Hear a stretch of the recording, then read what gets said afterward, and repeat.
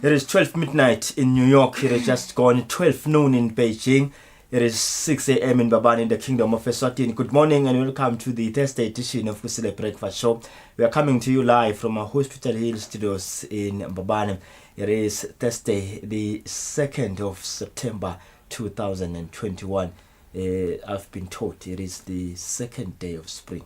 Oh yes, it is the second day of spring. Ngomlabanengi kule sibabonile nje itolo ba posta tithombe tabo emakhasini tinkundleni tekuchumana bo Facebook bagcokile ke timpahla tabo leti colorful leti bright bathi happy spring day #spring day. So yabe ulanga lelikhulu nje kulabanye abantu. Manje lento kunakwa yini kunakwa abantu labanakale indasini environment noma kunakwa abantu labasilungu. Angathi mhlambe labasilungu ngathi I think sokubalanga nje ukuthi spring day yabo. Angathi nginabasilungu. I think sokubalanga nje lejwayelekile njengaliphi nje ilanga njengamalanga nje lamanengi nje kule. So I think sabaku no nami sengidakuna manje ufuna letinye nje utibonile ti nangigqoke njani tibekile ufaka la colors la bright bo pink yellow green yabo orange yabo kujengisela ukuthi sesingena kule season lena ke. No kufuna besilungu usilungu. Alright makhulu masatla mahle kuwa nathi namhla ekseni kungilesibili libetela mina ngilungelele maka ukuthi yeah ngiyabavusela phela ngingabavusela sobele emva ufuna kube kulesibili ngabe ne Ongilesini ingombo yami okahle kahle angifuni liphelele yeah no awufuni sis awufuni. Alright welcome to the show simakhulu kuba nathi nomhla ekseni mbukeli siyaphetha leliviki kusele nje langa linye asisingene nje kiwo umbiko wetempilo kubantu labatholakala banemkhuhlane iCovid-19 elangeni la itolo. Njoba siyaqhubeka bonke sisiyevala ukuthi ma cases 7 Eswatini yaqhubeka nekwehla simvile nje na Dr Kevin Makatsanga etolo achazela ukuthi le third wave ibonakala ke le cave ibheka phansi emaveni lamaningi eAfrica itolo nje kuhlolwe bantu labayinkulungwane nemakhulu lamane nemashumi lasiphohlonga namunye wathi ke labangamakhulu lamabili nemashumi lasihlanu nesihlanu batholakala sibana lo mkhuhlane iCovid-19 lokusibeka ukuthi ke kusukela nganango ya March 2020 kuze kube manje sesinebantu labathi inkulungwane tingemashumi lamane nathintathu nemakhulu lasithupha nemashumi lamabili nesithupha lasebana lo mkhuhlane kanti ke labana lo mkhuhlane nje lokusikhuluma manje active cases bathi inkulungwane tisithupha nemashumi nemakhulu layimfica nemashumi lasikhombisa nabathathu lesebaluleme kusukela kwaba nalo mkhuhlane event bangithi inkulungwane letingemashumi namathathu nesihlanu nemakhulu lasihlanu nemashumi lamane namunye itolo ke kululeme emakhulu lasikhombisa nemashumi lasithupha nabathathu bantu lebakathe banalo mkhuhlane labasetibhedlela nabalashwa ngokumanje bangemakhulu lamabili nemashumi lamabili nemfica 229. Yeah. Alright simukele tinombolo ke bamfula bagomela ko lomkhuhlane edenyuka mihla yonke lasebagome nje ngekungalokuphelele bangu 162,370 esekwenda lokulinganiselwa elshumini nakune ekhulwini 14% kwepopulation yelive laseSwatini. So bambachubeka baya vaccinate kule I think tinzaba letimnanzi lete njengoba nje so tinzaba dibekiwe kakhulukati kuleli viki uqale kugoma labo labaneminyaka leli-18 kuya etulo. Because babeli 11 ke labashiya kwemhlabeni ngenza bayalo mkhuhlane kanti emaswathle sasilahlekele nje ngenza baye COVID abe inkulungwane nelikhulu nelishumi nababili sabaleleke labo labalahlekele hlobo tabo ngenza bayayo iCovid-19 ushitsho Dr Tedros langeni la itolo ukuthi we will never get back to what we call normal. Lo never yeah usho ukuthi nje sesiyodlala sifake ama-mask sanitizer siphelelana kuze lo mtsala wethu insuku asikhumbule sekuyoba inom nje vele elingisini but ubakhatha WHO usukhatha sikulabanye emavi tindu nje tinormal ngibese ngikhumbula sithombele ngasibone eZambia lamanye amavi vele nje abawafaka naseMalawi kunedindzaba lesatibona nje ku TV sababona ku TV abafaka imasks kude nje ngazothi nje kunormal nje. Yeah. Itolo ufananise lo mkhuhlane nanalves leliseBhayibhelini lithi sathana ufana nelibhubesi lelijangazako lifuna lingamhlafuna usilomkhuhlane nanawo uyajangaza ufuna nje umleka ngambamba nje siyokuhlala nje ujangaza toti noma ngabe as long as kusaqhubeka kuhamba bamvu nawo uyaqhubeka uhamba exactly ayithini nginga kakhulu lapha emhlabeni kanti lamanye amava abhekene naletinye inkinga even nase Nigeria nje kubika ukuthi bamfube ba emakfodza habe waphethe ibhama phinza kidnapper bafundzi balesinye isikole lesisemakhaya labangemashumi lasikhombisa nakuthafu 73 students engilive lase Nigeria ke nenkinga lengithini ukuthi kuhlele kidnapper abafana bayakidnapper so imibiko yavetela ukuthi since December last year sekukidnapper bamfana 1000 northern Nigeria. Ngila mavelo khanza ukuthi kufanele lobe kwendeka nje in the Tigray region. Lolo khazatha lamhlahlangene ukuthi sidakhuluma ukuthi kulebami laba silahlekela nje la Africa lesingabali. Some of them laba bathumbe. Lokubhlungu ukhanza ukuthi labanye labantwana sebabuya nasibaba release. Sebane bamphana. Yeah. Hayi ngibukele. Kona ngisakudeka namhla ehlelweni sabe sikhomisana lapha naye umphathi waka NMC National Maize Corporation ndakhumula ukuthi imvuna yetekulima isukumisana lokusemthethweni luhlelo lolusho lokuhlangabetana nebalimi ukuthi bakhona ukubhadala ngekusebenzisa imali ukuthi bakhona ukubhadala ngaphansi kohlelo subsidy program lapho khona uhulumeni ahlangabetana nebalimi sawuva kabandi sitaxoxisana naye lapha CEO Richie Dlamini. Ngilidokwe bonke sinaletinye lesithathu sitibuke lo mhla ekseni ehlelweni ngelanga labo make bemthandazo ngo7 minutes after 6 sibahlula ke market sibuya sasanza bathe ecala lo mhla ekseni.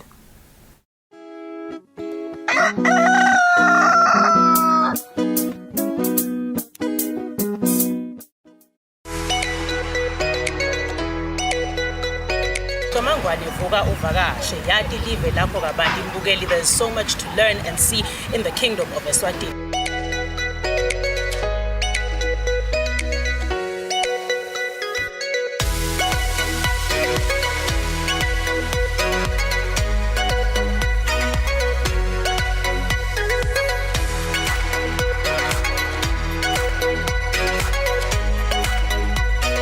Sifuna futhi sikhuthatha kona ukuthi nawe wadilive lapho kabandi nalokuhle lokwendekako lapha eveni la Kangwane.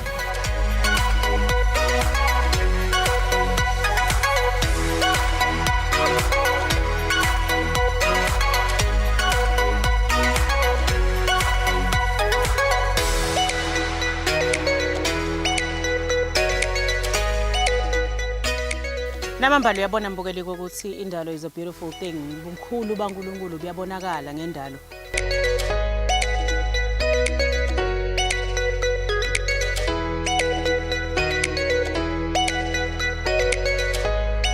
Kudla kwempilo, food for life. An agricultural program that shows how a farmer brings food to the nation.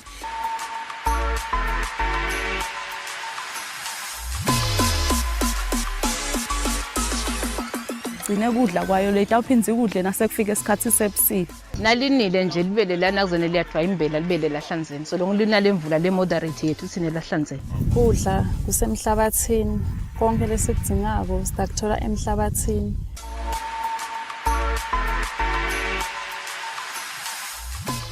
Kudla kwempilo for agriculture and farming development on Eswatini TV with the farm boy Samgelo Vilagati Samvi.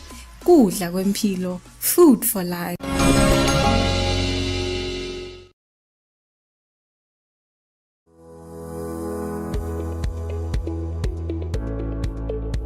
Why should we pay our TV license? The content on our local television is actually more up to date. The industry is enhanced. It is a criminal offense not to pay your TV license and attracts a fine of 500 emalangeni or 6 months imprisonment. And the industry is definitely blooming, ladies and gentlemen. So that's what we have for you. But we'll be right back just after the break and we'll give you more of Miss V.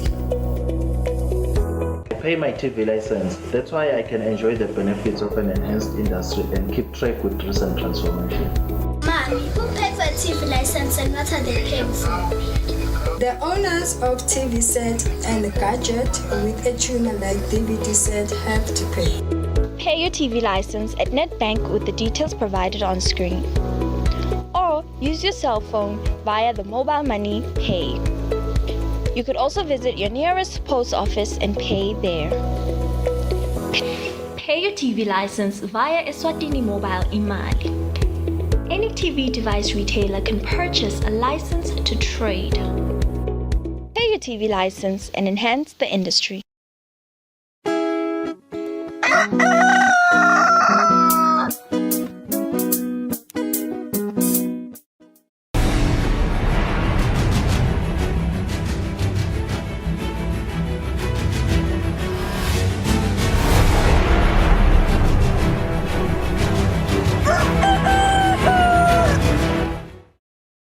Mbukeli siphinde sikumukele ehleleni Kusile Breakfast Show sikuvusele nawe sikumukele lo sanza kusivulela asibuke na didindzaba. Mvenankulu Cleopas Dlamini uthi live alikahlali phansi kodwa kuningi lelikwendako edindzabeni etekucinisa tekuphepha eveni tekuphepha lapha eveni kodwa lokho kwentiwako angeke kumenyetelwe isiveni. Mvenankulu bekaphendvula sishukumiso lapho khona timphunga betivise kwati ukuthi live lendane kucinisa tekuphepha kulandzela tinkhulumo letithi kunebantfu labafuna kufundzisa emaswati kuba masoja nemavukela mbuso ngansese. Nayihlala indlu yetimphunga ngalesithathu umhlonishwa Ndvunankhulu uphendvule sishukumiso lapho khona timphunga betivise kwati ukuthi tabatinde tentewa live nahulumende kucinisekisa tekuphepha lapha eveni kulandzela budlangudlangu lobuke babakhona eveni etinyangeni letimbalo letengcile nekutsi-ke kunetinkhulumo ukuthi kunemaswati lesiyacala kuceceshwa kuba masoja nemavukela mbuso ngasense. Ndvunankhulu Cleopas Dlamini uthi live kalikahlali kukhona futhi kunenge lelikwendako kodwa-ke etekwamenyetelwa isiveni. Madam President, labaphethe tekuphepha bayaxwayisa kakhulu ukuthi noma kambe ngabe kukhona lokwentiwako angabe kusasebenta kahle nangabe lokwentiwako sekwenekelwa nelive ukuthi likuve ukuthi kwentiwa naku nanaku nanaku kukhona lokwentiwako Madam President kepha-ke ngaleso simo sekuthi vele tekuphepha netekuvikela kusito letentelwe ebaleni ngoba nawe nje nawubethisekela kakho awuthi sikhonkwane ngisifake lapha lesinye ngasifaka lapha sitawukhuluma nje ukuthi kukhona lokwentiwako futhi kucinile kepha ukuthi singasi kuyini kungakuphi kwenziwa bobani sengaphindze futhi kwendele phasi leto tekuphepha ngicela kuyibeka nje kanjalo ibe imfishane timphunga kodwa ngesiciniseko lesikhulu ukuthi kukhona lokwentiwako ngithemba nani seniyabona ukuthi live likanjani ukuthi vele cha kusho ukuthi kukhona lokwentiwako. Timphunga tibese-ke tiyayikhulumisa inkulumo yaNdvunankhulu. Nawubethelako awubethele mina ubethela Ntsambama kanti nawe inyanga mbama ilanga libalele senganto ubabita bonke futhi bathakala ukuthi kuyani into sibuka sami la ngisifaka khona bese asifaka ukuthi hambe usivumela nasi lapho shonke uyinyanga mbama kodwa nawe xa sibethela ushaya luvalo bakubona bathakathi Kaba-ke cha uqinisile vele mengameli ukuthi taka security atingangathi mina nje ngale motion le expect ukuthi umhlonishwa Ndvunankhulu uyawungena even ku TV ayiyale emaswati ukuthi wonke umntale akayale ukuthi kube bede umntwana wakhe lo taw recruiter ayowentiwa lokubi lama narratives longathi laba njena ukuthi leni hayi awasimnandi siyawathi nisuhlala lapho wena inkulumo lethini leyo Madam President sekufanele singakhulumi sikhulume liqiniso sesatshiswe. Ndunankulu-ke kubhekeke ukuthi alethe timphendulo letibhaliwe endlini angakapheli emalanga lasikhombisa. Etindzabeni nginguyani Msibi ngisephalamende. Indlu yabaye esikhulu seyikuphasisile kubolekwa kwemali ebhange lakamhlaba iWorld Bank lengengci etikithini letisihlanu $5 eMelika. Le mali ilinganiselwa ngetulu kwetikitsikitsi letisikhombisa temalangeni. Le mali itawusita ukuthi live likhone kulwa nemkhuhlane i-COVID-19. Sihlalo welibandla lelibuka kusebenta kwelitiko letemphilo endlini yabaye esikhulu Mduduzi Dlamini uthi le mali itawusita ukuthi esibhedlela kube nemithi emaphilisi kanye nalokunye lokudzingekako kude kusitakale eMaswati.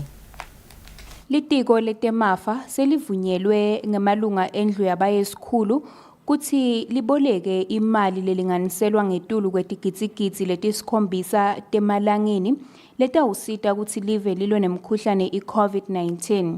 Sihlalo welibandla lelibuke kusebenta kwelitiko letemphilo endlini yabaye esikhulu Mduduzi Dlamini uthi le mali itawusita ukuthi kube nemithi yetibhedlela kanti nalamanye emalunga ephalamende akwesekele lokuphasiswa kwalokubolekwa kwale mali. Sive siyakhala ekuthenini nasifike le ezibhedlela asitholi lolusizo lolufunekako. Ikakhulu ama-drugs awekho Mr Speaker. Bantu labangakhoni kuyithengela lama drugs lomaye Mr Speaker kani le COVID naseyikhona seyikuhlasele. Akusiko nje ukuthi kulashwa le-COVID, kulashwa lesifo lesivuka nasobanjwe kule COVID. Manje-ke konke Mr Speaker lesikhulumile nje lokufaka phakathi ekuthenini kungenzeka sisizakale lapho Mr Speaker ngokuthi ema-drugs ahlale akhona ey'bhedlela nakuma-clinics Mr Speaker. It's a concessional loan sinikwe World Bank. Lene buhle bekokuthi nabakunika imali bacela yokwenda lo mele kwendeke. Siyacela bahlonishwa ukuthi nisibambise. I-COVID is a very serious thing. Sikubutile ngalo mhlonishwa bengabuta ukuthi lo sanika 200 million lapha asiseva asoshona ebusenifuna lenye. I believe lokuhlala kwale portfolio committee yaka health batasilethela those reports angene labe official. Indvuna yetemafa Neil Reckenback ibonge emalunga endlu yabaye esikhulu ngekubeka impilo tebantfu embili. And many questions are raised. We have a few meetings normally. And what I really appreciate is by the time we then get to the House, there's a good understanding of what's going on. The committee really has wrapped their minds around the issues and they've applied themselves. And by the time we get here, it's it is like it is today, where there's support for the bills. At the same time, a good understanding of it. So a real thanks to the committee, thanks to the chairpersons of both committees. Etindzabeni kubika sondomlangeni namuze mkhonda ephalamende. Imibiko yokungaphatheki kahle kwebantfu nokufa kwebantfu lokungacondzakala esibhedlela i-Luke Commission ayisilo nani liciniso. Ngekusho kwasihlalo welibandla lelibuka kusebenta kwelitiko letempilo endlini yetimphunga Isaac Makagula lesibhedlela sisebenta ngendlela lefanele silandzela yonke imithetho yetempilo. Lokho kulandzela ukuthi leli bandla lithunywe ukuthi liyowubuka ukuthi lesibhedlela sisebenta kanjani. Libandla lelibuke kusebenta kwelitiko letempilo endlini yetimphunga seliwulethile umbiko ngemuva kokuthi indlu icele lelibandla ukuthi lihambe liyewubuka noma liyewuhlolisisa tinsolo tekungaphatheki kahle kwalabo labaphathekile labafuna lusito letempilo esibhedlela se-Luke Commission. Sihlalo walelibandla Isaac Makagula uthi kutfolakele ukuthi lesibhedlela sisebenta ngendlela lebhekekile. Angisho Madam President ngalokufishela ngisibengicela ukuthi le board yemukelwe njengembiko ukuya kwethu lapha ikakhulu lesakuthola lokhu bekundinda la moyeni sengishonwe lesakuthola akuzange ukuqinisekeke nasina silapha thina. Timphunga tiwesekele lo mbiko letinye tachaza ukuthi kude inkhohlakalo lekhona kulesibhedlela. Kepha-ke mengameli lokubonakalako nalokuncomekako ngalo msebenzi walaphana ngilokuthi tinfo letiningi njengoba nje asithina sahlala phansi sihlalo lo kwe oxygen lo ngibona bekukhalisa emavela amaningi nokungatholakali kwawo bafike ezingeni lokuthi nabo batakhele le-oxygen bese ngiyona ikhona kusita live sengakhona nekusita nabo makhelwane bonke lento lebeyikhulunywa be-exaggeratekile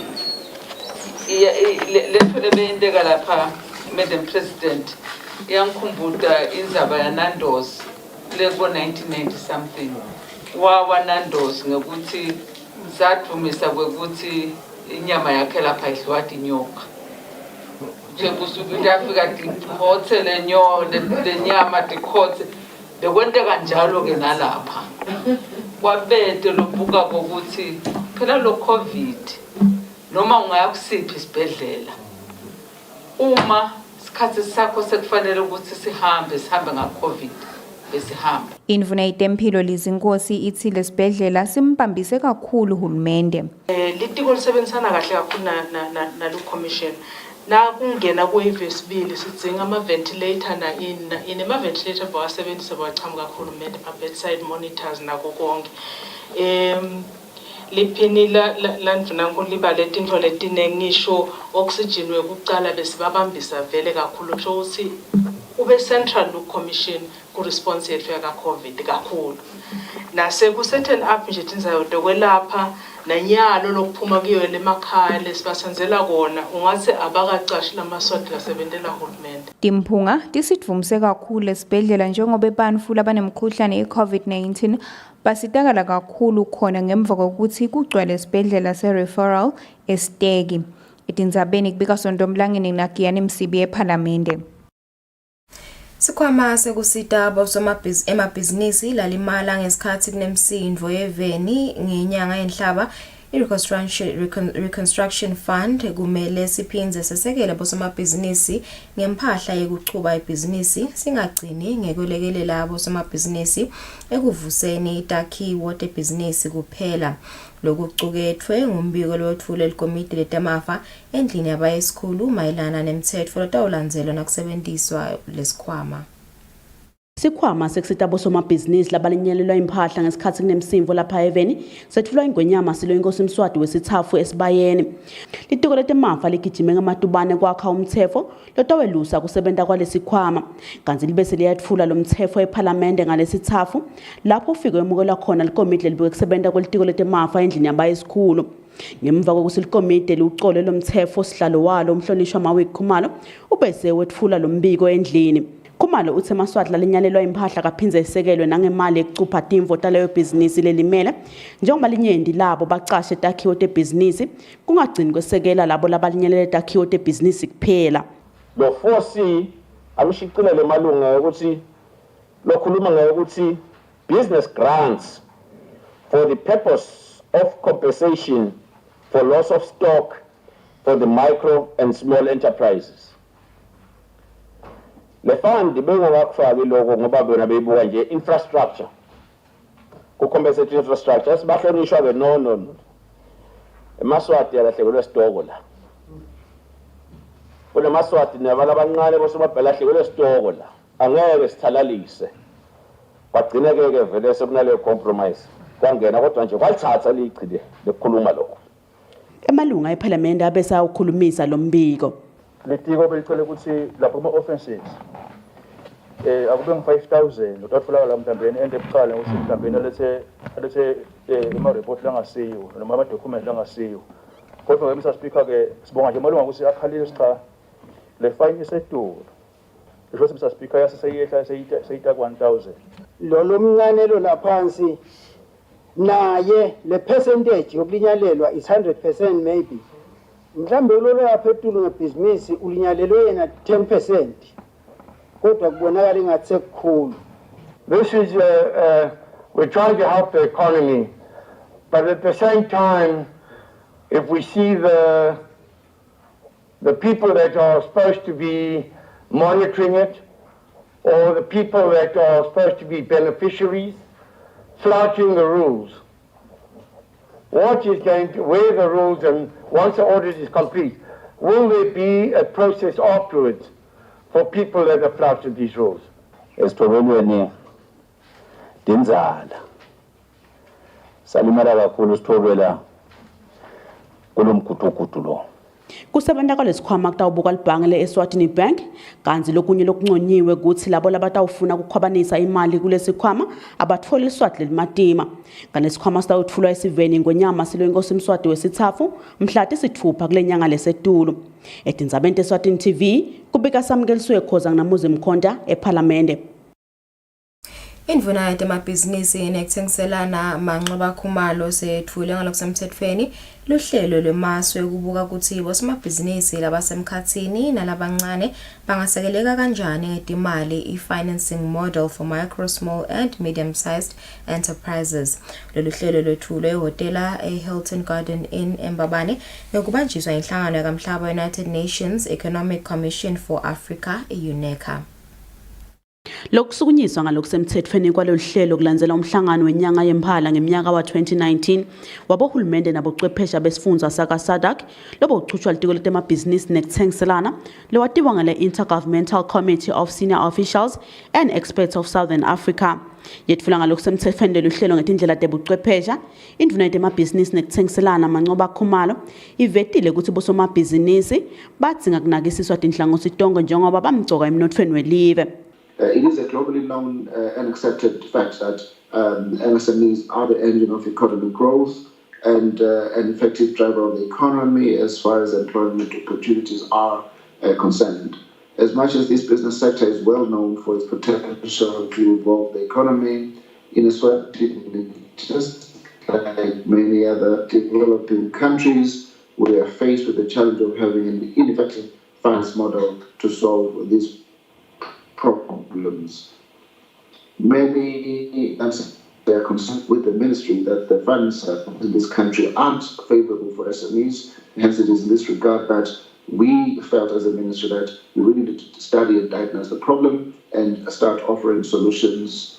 And I think the list of actions that you shared is extremely key for me as Mr. Foucault's Ministry of Trade to ensure that we start changing the landscape in this regard. Lebekamele lobuka inhlangano yakamhlaba Natal Ndongose Dipaksha uthi kufika kwemkhuhlane COVID-19 kunikete live umsebenzi wekucinisa tinhlelo tekuthuthukisa bosomabhizinisi. The Ministry of Commerce, Industry and Trade boldly and admirably declared 2020 as the year of micro, small and medium enterprises. It is without a doubt that the economic, socio and humanitarian disruptions that would later ensue caused by the pandemic has solidified this need to act, protect and empower MSMEs in Eswatini. Umcondzisi waka-UNECA Eunice Kamwenda naye ngenelo mhlangano ngetebuchwephesha udumise live ngemetama lelendako kubambisa bosomabhizinisi kude batfutfuke. Kanti chwephesha kutebhizinisi Dr. Vinia Achares usithi sekhona tikhala kufinyeleleni kwabosomabhizinisi elisiteni letimali lokudzinga ukuthi live litivale kude bakhona kufaka sandla lesibande emnothweni welive. Etindzabeni Eswatini TV kubika Samkeliswe Khoza nginavuma inkosi Nsinisa eMbabane.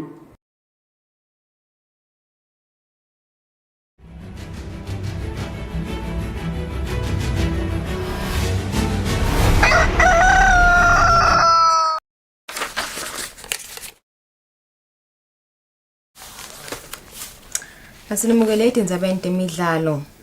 Nzwandile Mabilisa lodlalela licembu le-Royal Leopards uthi kutfola lithuba ukuthi adlalele likhethelo lesive sihlangisemnikati endzebeni ye-COSAFA Cup yalonyaka lebebanjelwe eveni laseNingizimu Afrika edolobheni le-Port Elizabeth kumsite kakhulu ukuthi anyuse lizinga lakhe emdlalweni webhola. Mabilisa uvete lokhu ngesikhathi ahlomeliswa njengemdlali lodlale kahle enyangeni yengci ngaphansi kwe-MTN Premier League kanti uhambe ekhaya nemali lengu-6,000 emalangeni. Nzwandile Mabelesa lodlala icembu le-Royal Leopard leliboshampiyoni bendebe ye-MTN Premier League yalonyaka wathola lithuba ngenyanga yenhlaba kulomnyaka lositulo ukuthi adlalele likhethelo lesive sihlangisemnikati endzebeni ye-COSAFA yalonyaka lebebanjelwe edolobheni le-Port Elizabeth eNingizimu Afrika lapho khona sihlangisemnikati sabuya nemendlela yelithusi. Mabelesa uthi kusukela buyile kule midlalo yeCOSAFA lizinga lakhe likhomba kwenyuka njengoba sewuvele uhlonyeliswa njengemidlalo uhambe embili ngenyanga yengci ngaphasi kwe-M10 Premier League kanti-ke uthole nemali lengu-6,000 emalangeni. ICOSAFA ingisithe kakhulu ngoba uma udlala le ngaphandle kule le tempo iba seduma ufika la khaya ufike uthole umthwalo ulula. Ingisithe kakhulu ICOSAFA ukudlala.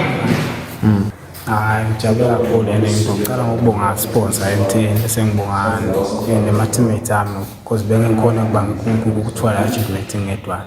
Ngibonge ube ne-management le ngisupportile nayo yonke i-support system lebekhona leyo. Mabelesa uphindze waveta ukuthi licembu lakhe liyachubeka netilungiselela lapho khona kule nyanga lesetulu kubheke ukuthi litholana etulu neZesco United yase-7 laseZambia ngaphasi kwe-CAF Champions League. Ngaphasi kwe-National First Division Manxuba Vilakazi lodlala licembu leVovovo nguye lohambe embili kule nyanga yengci kanti yena uthola imali lengu-2,000 emalangeni. Ngijabule kakhulu ukuthi ngibe i-player of the month and akusikuqala kwisuku esithunywa nyalo. So ngijabule kakhulu kuyakhombisa ukuthi ngiyakumisela ucoach lapha kusho ejimini ngiyakwenda siyakhona nekusupportana futhi nemajini. Siphushe sikhona ukuthi sithole ama-point i-team ihambe yeka Premier League. Ngicabanga ukuthi lokho umcoka is to make sure ukuthi we don't get relegated. Lapha singayikho eta ima-numbers but go there to compete. Yes, we're playing with the big boys. Tawufuna ukuthi sizame sitimisele ngale ndlela besitimisela ngayo. And ngicabanga ukuthi singadlala kancane maybe top 8 singangena. Labadlalisa lemidlalo yePremier League of Eswatini kanye nalabo labasekela ngetimali MTN Eswatini bavetile ukuthi emalungiselelo yesizini lensha sekavele aqalile kanzi kubheke ukuthi kumenyetelwe masinyane ukuthi itawuqala nini. Lobike lomsakazo Eswatini TV kutemidlalo ngilinda Dlamini na Fabrice Msonera eMbabane. Ngalitote imidlalo sariphetha indzaba tetfu tekucala asesekhefu nasibuya sitawukhulumisana nebaka Eswade.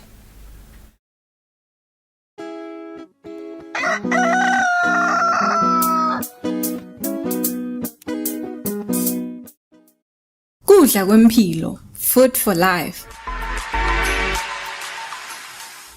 An agricultural program that shows how a farmer brings food to the nation.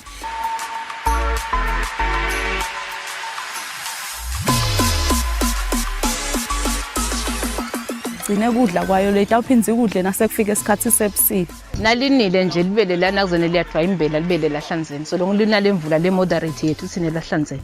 Kudla kusemhlabathini, konke lesikudingako sitakuthola emhlabathini.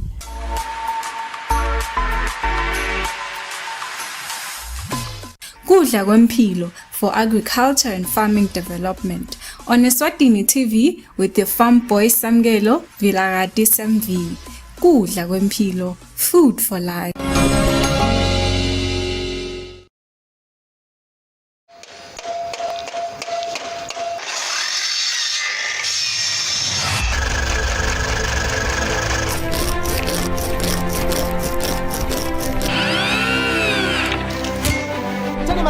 Tani malanga chocolate. No mtu wanchicho na nkadla mtala kabusha na ngavla bongos.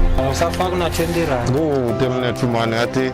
Lo gift ediki ukusebenzisa utakhonza uphila ubeke singwa etafuleni. Angina sengimelele umngane wami bese sihamba sophanda. Shemu cha maye mahle ebonile. Ngafuna ukuthi le project ingawa ngikhona nami ngoba angisiwe umuntu othandza ukuthi info ingafa ngikhona. Isine life lesiyakiyo umuntu ngangemuntu. Kuyafuna at least abe nawo 3 ma skills in life.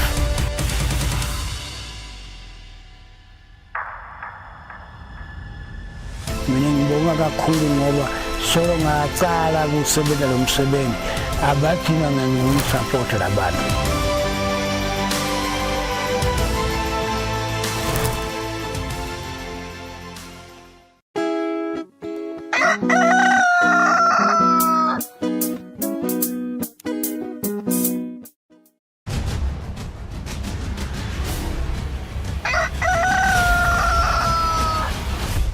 Posting 25 minutes before 7 siyaqhubeka nalo uhlelo namhla ekseni. Kuna inhlangano la iUCN World Conservation Union. Icreated ngeminyaka wa 1948. Isebenza ne 77 member states then na 112 government agencies. na 735 NGOs. Isiteke emavela ngi75 kusakhone kuhlela implementa national conservation and biodiversity strategies.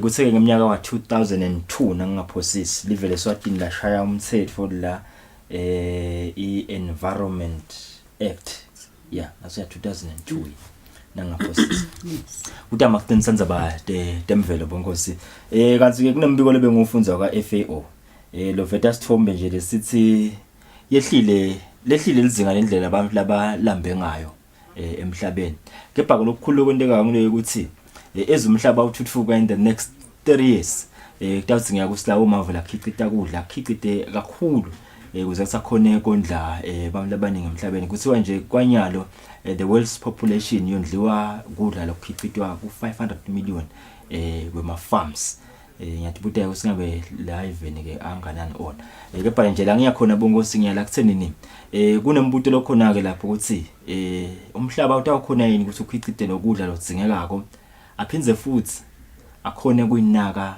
imvelo kusendeka tihambisane nje tinto leto silwa nema SDGs alwa nephuya but ayigcizelela indzaba yokuyinaka imvelo mayikota nguvusele ngomukele namhlanje siyavusela kule sivusela nesive samaswati nga 2013 ngaMay kusukela nga April kuya 5 March to 15 April yes bensebenta benyishifte mangathi nomsakhumbula yini kaviki sijula nibamela bang 406 outside Spofaneni kunemakhala ngi 58 benwasita ngokwakha emathanga nje water harvesting to reduce land degradation, preserve biodiversity and mitigate the impact of climate change. La ngiyakhona nawe ngiyala kuthenini will we ever live in a world where silwa nephuya but environment management nanayo ibe sound? Will we ever get there? I believe kule ukuthi we shall get there. Okay. But indlela leya khona it's not easy because we've already started.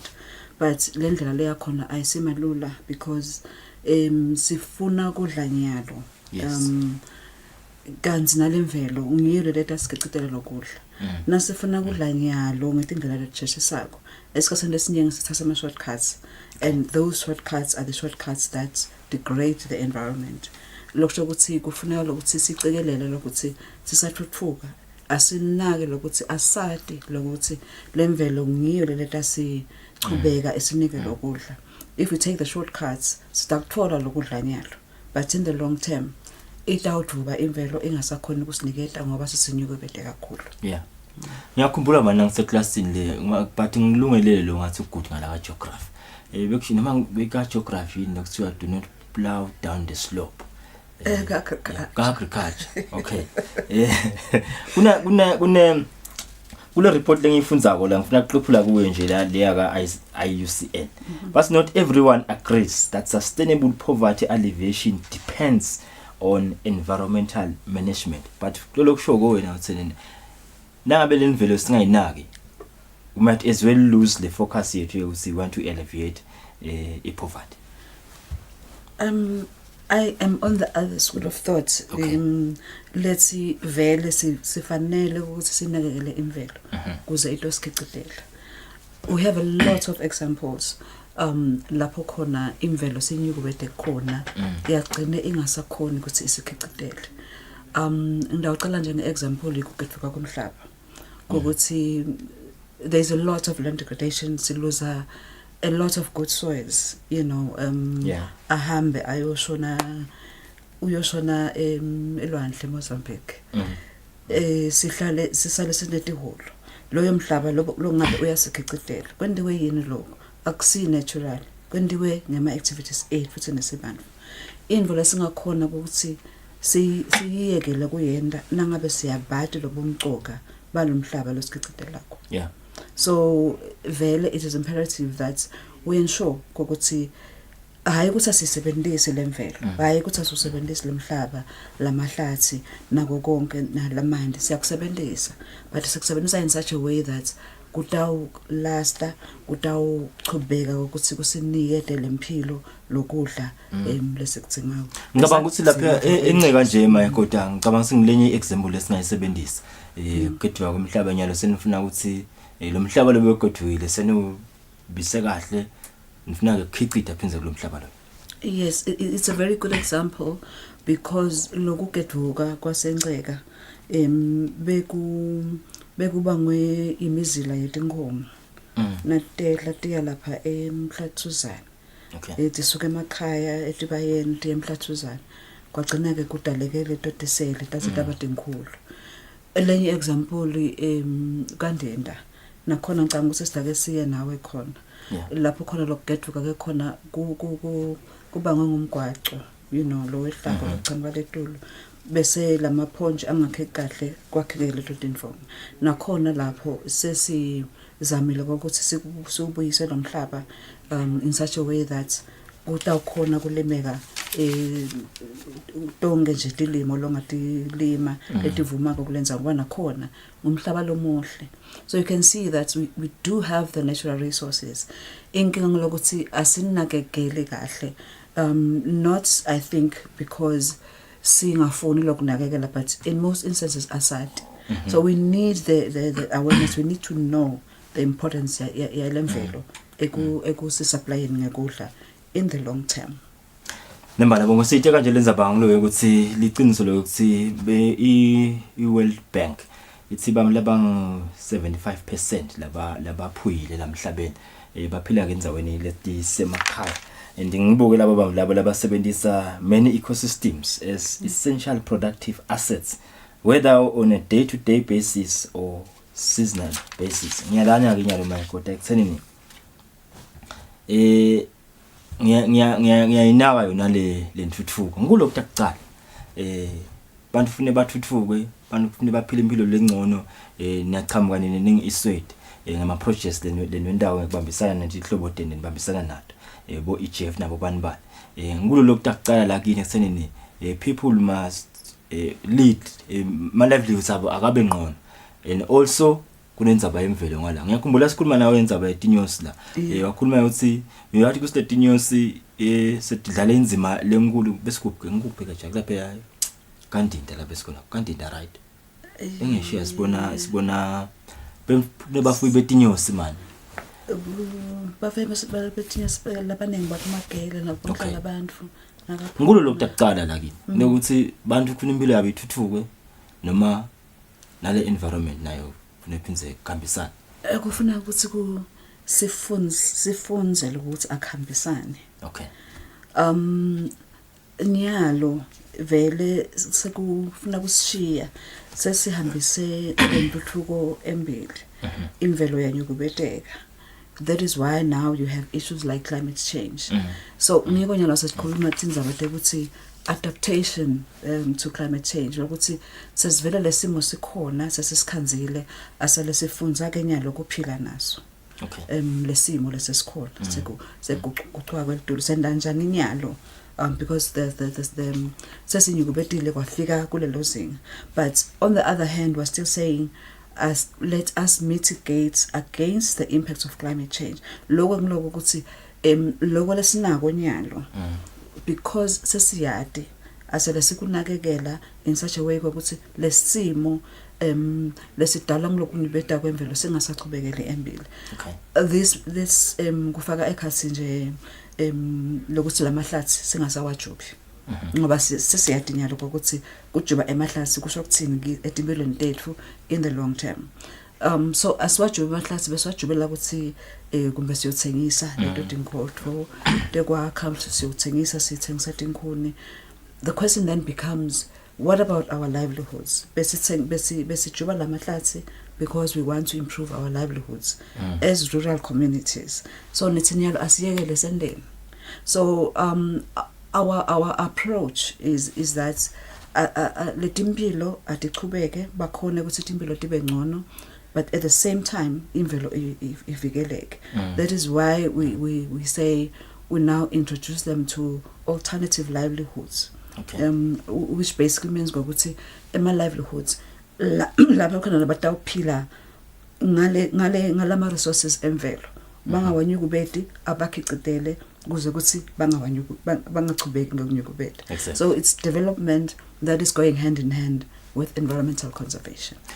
Yini leti insaya leti bakhona nya imagine nje tsinele kitse reforce my god boba bebakhona siyachamuka kenazi nami sengiyafuna libala mana ngilifuna abaleni ngifuna kuyakuqinisa lapha ukhesha nalihlasi naliya lapha yakwenza lapha kunetinhlango shane kunemagagane kunandi what are the challenges that dibane now probably at community level ngibona ukuthi yes the community iyathuthuka but kenyana seyalimala lenvelo probably ngeke ukuthi nalaba bethu mhlambe lolo lwati lelo yini letinsaya letiba khona letenele ukuthi thuthuka singakubona but nasi on the flip side imvelo limele.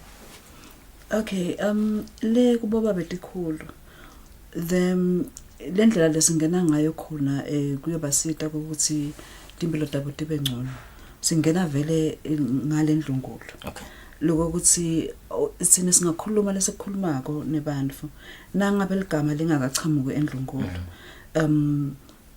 kuya ngemuntu ukuthi uyafuna yini ukwenza lesikushoko noma akafuni. Okay, so nangabe sichamuke ngendlungulo indlungulo kwaba ngiyo le understand really what the issues are, why there is a need to conserve the environmental resources bese sekuba nguyelo hamba embili ekukhulumene nebantfu bakhe nesizwe sakhe then umsebenzi wethu solula. Okay, because sengulendlungulo bona sebalalele indlungulo thina nje sesiyafundzisa but bona balalela ukuthi indlungulo ithi le asisujuba emahlathi instead asifuye tinyos asisulima up and down the slope because if you remember very well that's the contouring yaqala le katseni vele kusene inkosobos. Okay, lokuthi asibuyele sendeni lokho kubuye endlunkhulu thineke bese siyakushiqilela ke ngalokhu fundzisa. So that is one way lapho khona sikhona ukuthi silaleleke nasitivela letindzaba temvelo nentuthuko ukuthi akhambe kanye kanye. Kule mibango la senihambe khona ni ngiyakhumbula na minister ahamba nje nihamba naye ethula lama chief development plans. If nangabe bekangalanzeleleka kahle ngoba nginako lokucabanga ukuthi kwale bengafunza lana. If nangabe bengalanzeleleka kahle mina ngiwabuye ngazi ukuthi angaba imphendulo kulo. Bantu bangathuthuka ne-environment ibe kahle ngoba la kufune khona kube madlelo angeke ukhanze media. Kuliqiniso this is based la chief development plans ngiyona ndlela lesibuke ngayo ukuthi le live lingathuthuka nemvelo inganyukubeteke. That is one reason why singathi lama chief development plans our facilitated ngithi iswedi kuphela ngokuthi nema government departments MTAD for example ngokuthi sonke sisebenzise this one guide ekuthuthukiseni lemimanga ukuthi babelala ama chief development plans because kulama chief development plans ngulabantu lasibafundisekile labashoko ukuthi bona bafuna ukuthuthuka ababheke phi geja imvelo babe bayinakekela then they have the strategies ukuthi thina stawulima ngekonke emadlelo ethu ala kulendzawo le ngoba sekwendiwe the land use planning lenzawo lena ilungele ukuthi kulinywe khona chief akanofaka umuntu la umuntu la ngoba leli plan lethi akusiyindzawo yemuntu la yekulima imithi ayifakwe lapho khona umhlaba ongalungi khona so tonke leto timvelo tilapho kwini and kunalama committee labuke each and every strategy lokusho ukuthi njena every 2 years siyabuyela siyobuka siyaqhubeka nokuba monitor but we then go back to see ukuthi how far have they gone in implementing those strategies in the chiefdom kusuka lendlungulo siqale ngokuqala khona ukuthi ingabe sive sakhomva nenkosi ingabe sive sakho chief sesihambe kanganani ekwendeni letimbo lesaphakamisa libhuku sathi sidawenda. Nembala ngomnyaka wa 2000 i-IUCN ikhipha ke red list la yema threatened species. It's a 24% of mammals and 12% of birds are threatened. Iphindze ke iveta ukuthi the protein derived from fish accounts for between 13.8% kuya ku 16.5% of the animal protein intake of the human population worldwide. Ngoba ngeke namba sasidleni labo animal protein. Indaba sabathola lapha ngabe ubhabuli sekude. Kunebami labangamanje ibhabula nabo mokhana ngoba abasekho imfula eshile sithiningi nje nje letendekile. Inebami labangahle inyoni le kuthiwa ligwalagwala. Ngoba mahlathi sekude. Nengabami labangasathi lisihlahla lesizinhlangishana. Ngoba dihlahla sekude ngenza balekayiteka ke mayikoti yakuseni sasisathuthuka imvelo siyonke ngiyalithanza nalihlelo lasemsakadweni lelikhuluma nzabade imvelo ukuthi imvelo inakekele siyongele ke nelekusasa mayikoti siyabonga kakhulu ukuthi ube nasi namhla kuseni but nje ke ngiwathanzela amagama ekuseneni when I verily believe ekuseneni we can live in a world where we've got sustainable livelihoods and nale environment yethu ibe kahle. Live ensimenjani nje? Kahle wena futhi sobela ground isikhathi lesithi. How are we doing? Live isenta kahle. Siyakhona. Sisengakafiki. Ukuthi cha sesikahle but ngalokuthi sesinayo le experience sesibonile ukuthi kwenzakalani lamanye amave. La ngayinakekelanga imvelo yawo. Nice now the natural resources. Tineke vele sibusisekile because we have a lot of these natural resources. But lokho sesibonile ukuthi kufanele sikunakekele our own resources kuze kuthi atotphilisa sesingene la ndleleni ukuthi nyalo asale senta sure lokho ukuthi lele sinako asale sikunakekela singathi kufike bantu badogawula tihlahla tethu la timbonfo then take them out of the country bayokwakha furniture and then come back and sell that same furniture to us ngema price sesikubonile lokho and sesiyacekelela but kusengakafiki egcineni siyaqhubeka siyafundzisa siyaqhubeka sendasho ukuthi lonke Eswatini liyadi bomcoka bemvelo nokuthi nangabe beliphila la mvelweni linyukubeta sengaphila njani inyalo khona la mvelweni kepha inganyukubeteki because that is a trick, the balance between development and environmental conservation. Nembala bongosi besinama ikoti asitekanye indaba ya kunakekela kwalemvelo kuphinzeke nempilo yemaswati nanayo kakhulu kati le imimangweni la sibakhona khona etheneni siqhubeke siphile but nemvelo isinakekela ngoba nathi uyatinaka vele into letiningi sichamuka kuyo imvelo nasekulahlekeke le into leto impilo yethu bese sayiba ikhulu bongosi ngi7 minutes before 7 sibathola imarket sitabuya ke nje sithathe 1 or 2 stories leti hamba phambili nakulamanye amave emhlaba.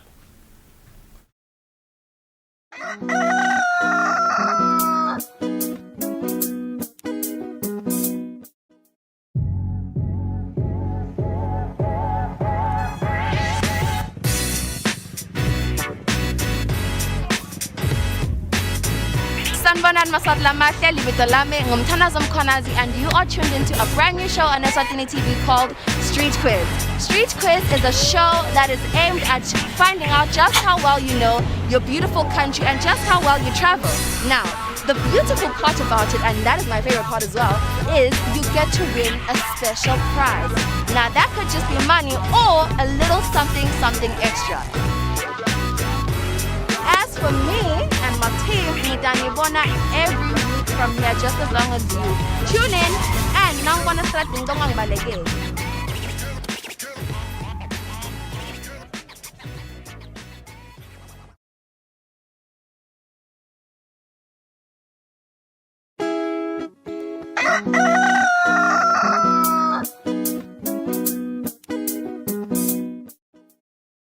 Ngosisi yaqhubeka nalo hlelo namhla ekuseni sifuna nje ukubuka indzaba lethamba phambili kulamanye amave emhlaba. Takhumbula ukuthi on the 31st of August bekulanga lekugcina lekuthi uhulumende weMelika akhiphe ke amasosha nema-allies akhe eveni le-Afghanistan.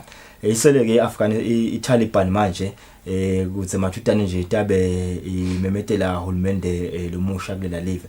The biggest question likhona emhlabeni ukuthi ngabe i-Taliban imali yayo ithatha imali ekuthenga tikhali ne-equipment nawo konke nje lokudingwa dinhlangano kuze sikhone udimela Let's listen to this clip. Let's see where does Taliban's money comes from. Well before the Taliban retook power in Afghanistan, they had been gathering an important resource: money. While it is impossible to know exactly how much money they have amassed, it is clear the militants have been intent on creating financial independence. A June United Nations report estimates the militant group raised $300 million to $1.6 billion annually. Where did the money come from? Much of it came from criminal activity, including opium production and drug trafficking, as well as extortion and kidnapping for ransom. Drug trafficking alone may have earned the Taliban $460 million, according to the report. Other sources of income include taxation in areas they controlled. Daily taxes from a Taliban checkpoint between Pali Kumri and Mazar-e Sharif alone were estimated to be substantial. The Taliban also ramped up mining operations in areas they controlled, bringing in as much as $464 million last year. Still more money has come from donations by wealthy supporters and a network of non-government charitable foundations. Other sources of funding are foreign governments. U.S. officials have said for years that the Taliban have received money, weapons, and training from Russia. Analysts say the militants also received money from Pakistan and, to a lesser degree, Iran. Now that the Taliban are largely in control of Afghanistan, they have the opportunity to raise even more money, including accessing government accounts and through federal taxation. However, they will also incur the costs of running a government. The Afghan government spent $11 billion in 2018.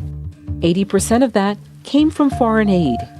Some donors have announced they will stop sending aid, at least for now. Economists warn that a scarcity of U.S. dollars could cause the value of the Afghan currency to fall and inflation to rise. The Taliban are also facing a different economy than the one they presided over from 1996 to 2001. The country's GDP has nearly quintupled, and the economy has become more urbanized. Right, mbukeli sesibuya khona eAfrica live nabomakhelwane eSouth Africa imibiko yaveta ukuthi lizinga lebantfu labede emsebenzi kulela live selime ku 34%, which is one of the highest emhlabeni. Let's take a look at this clip. Rebecca Mwale has been searching for a job to no avail since January. The recent graduate from a supply chain management program was already working in the sector when the pandemic struck, and she found herself laid off. I apply almost every day, but the responses I'm getting, I'm sure I've applied more than 30 times since, but I've only gotten like 2 responses back. There's not much out here. I even actually started applying outside the country. About 585,000 South Africans lost their job last quarter, a period marked by strict COVID-19 lockdowns. The government says the total number of job seekers has reached 7.8 million, while an additional 3.3 million people have given up searching. While the pandemic is taking an economic toll, economists say it's compounded with a historically bleak situation. I don't think we've turned a corner. I think unemployment is likely to continue creeping up. And unfortunately, it's women that will bear the brunt of all this. 2 decades of experience as a flight attendant for South Africa's national carrier didn't spare Charity Mokimane from job cuts last year. She never dreamt of retraining, but she didn't want to leave her husband as the family's sole breadwinner. You know, when you keep hearing places are shedding jobs, then you think, I can't. I just decided to maybe try and look at other avenues of making money. She adopted her mother's passion for baking and started selling cakes from her home. Economists say this type of informal entrepreneurship isn't captured in employment data. It means people like Mokimana are still getting by. And I feel also slightly more in control of what happens to my life. And whatever happens, people have to eat. But for young job seekers like Mwale, the disruption has curtailed dreams of building a career. The stress has also taken a toll on her mental health. I did not envision myself depressed and sitting at home. I just It was not in my plans. I did not even imagine. South Africa's economy did grow in the first quarter of this year, but economists warn unemployment will remain high for the foreseeable future. Faced with uncertainty, Wale says all she can often do is pray. Isimbi esikhombisa bongosi sithi bamba lapha ke letinye tathu lethamba phambili kulamanye amave emhlaba sibathola imakethe sibuya singena nizabeni desibili njalo mhlekiseni.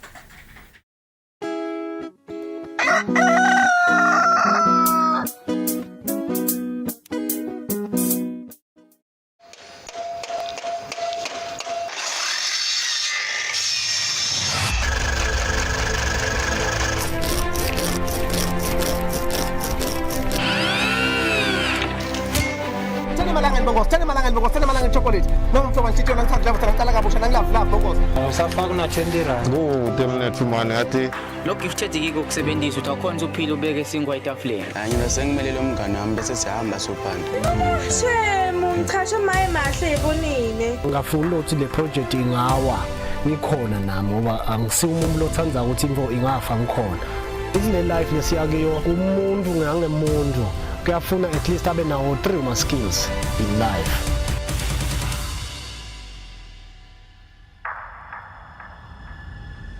Mina ngibonga kakhulu ngoba solo ngatsala kusebenza lo msebenzi abathina ngingumsupport labantu.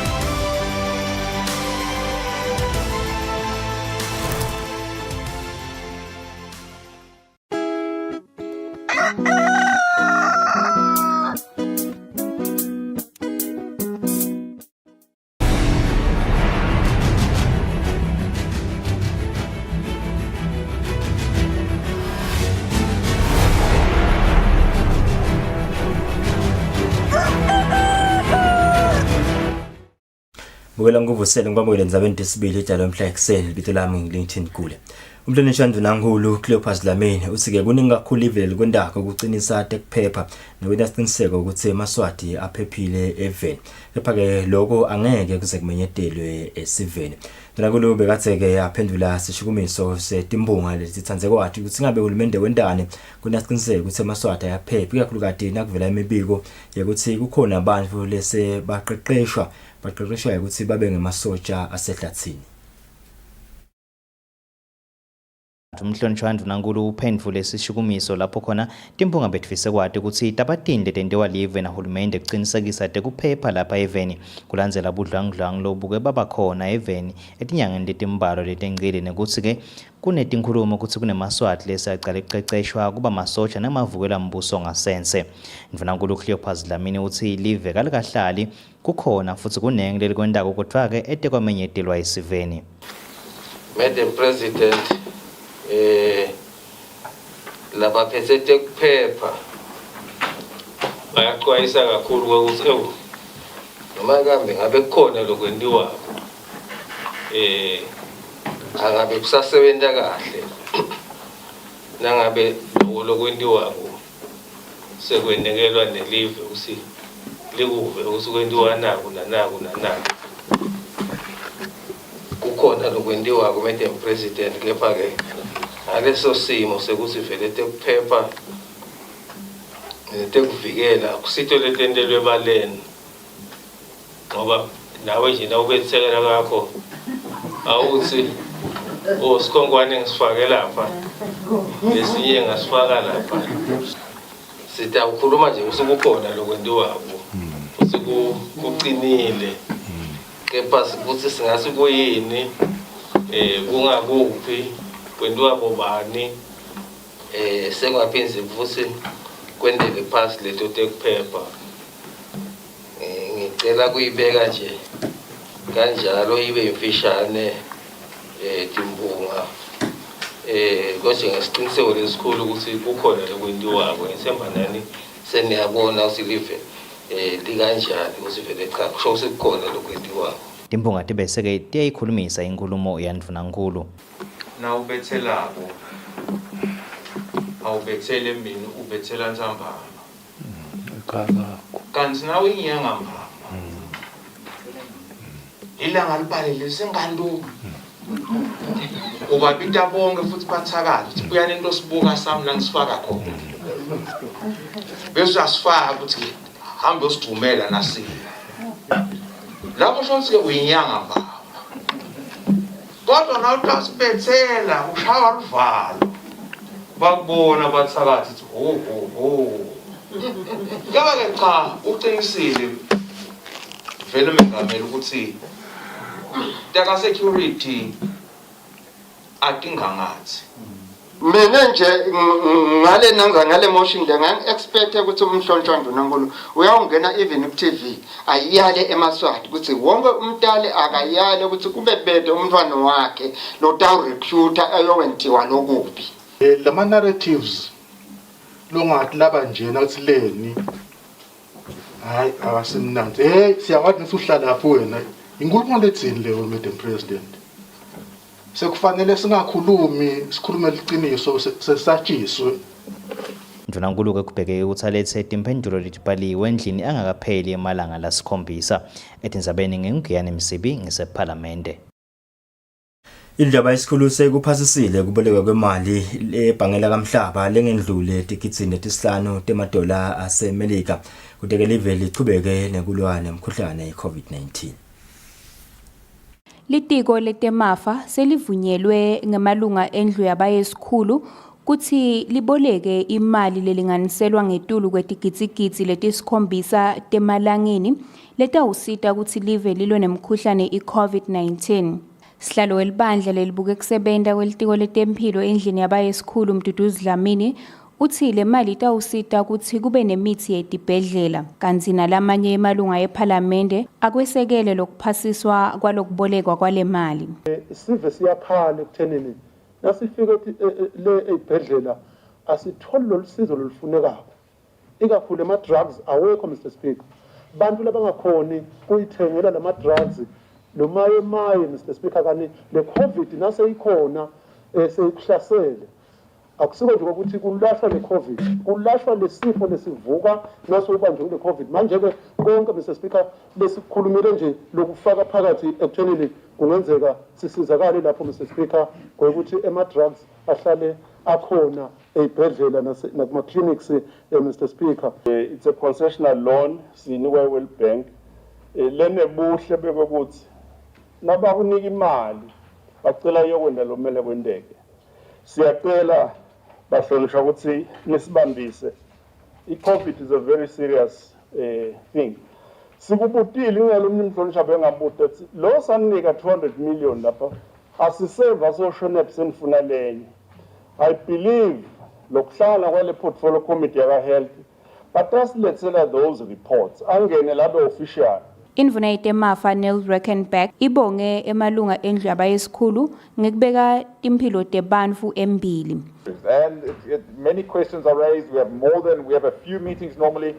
And what I really appreciate is by the time we then get to the House, there's a good understanding of what's going on. The committee really has wrapped their minds around the issues and they've applied themselves. And by the time we get here, it's it is like it is today, where there's support for the bills. At the same time, a good understanding of it. So a real thanks to the committee, thanks to the chairpersons of both committees. Etindzabeni kubika sondo mlangeni namuze mkhonda eParliament. Imibiko yekungaphatheki kahle nemibiko yekufa kwebantu ngendlela ke lengacinzakali kahle esibhedlela selib commission ayisilo nani leqiniso lokhu ke kuvetwe ngusihlalo lekomiti lelibuke kusebenta kwelitiko letempilo endlini yetimbunga umntonisha Isaac Makakula libe kathe ke ethfula umbiko mayelana nokuthunywa kwabo yindlu kusaba uphenya letinsolo letikhona ngalesibhedlela. Libandla lelibuke kusebenta kwelitiko letempilo endlini yetimphunga seliwulethile umbiko ngemuva kokuthi indlu icele lelibandla ukuthi lihambe liyewubuka noma liyewuhlolisisa tinsolo tekungaphatheki kahle kwalabo labaphathekile labafuna lusito letempilo esibhedlela seluk commission.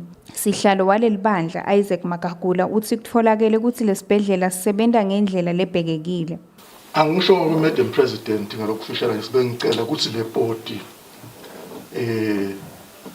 yemukelwe njengembiko kuya kwethu lapha ikakhulu lesakuthola lokhu bekundinda la moyeni sengishonwe lesakuthola akuzange ukuqinisekeke nasina silapha thina. Timphunga tiwesekele lo mbiko letinye tachaza kutsi kude inkhohlakalo lekhona kulesibhedlela. Kepha-ke mengameli lokubonakalako nalokuncomekako ngalo msebenzi walaphana ngilokuthi tinfo letiningi njengoba nje asitena sahlala phasi sihlalo lo kwe oxygen lo ngibona bekukhalisa emave lamaningi ngikungatholakali kwawo bafike ezingeni lokuthi nabo batakhele le oxygen bese ngiyona ikhona kusita live sengakhona nekusita nabo makhelwane bonke lento lebeyikhulunywa i-exaggeratekile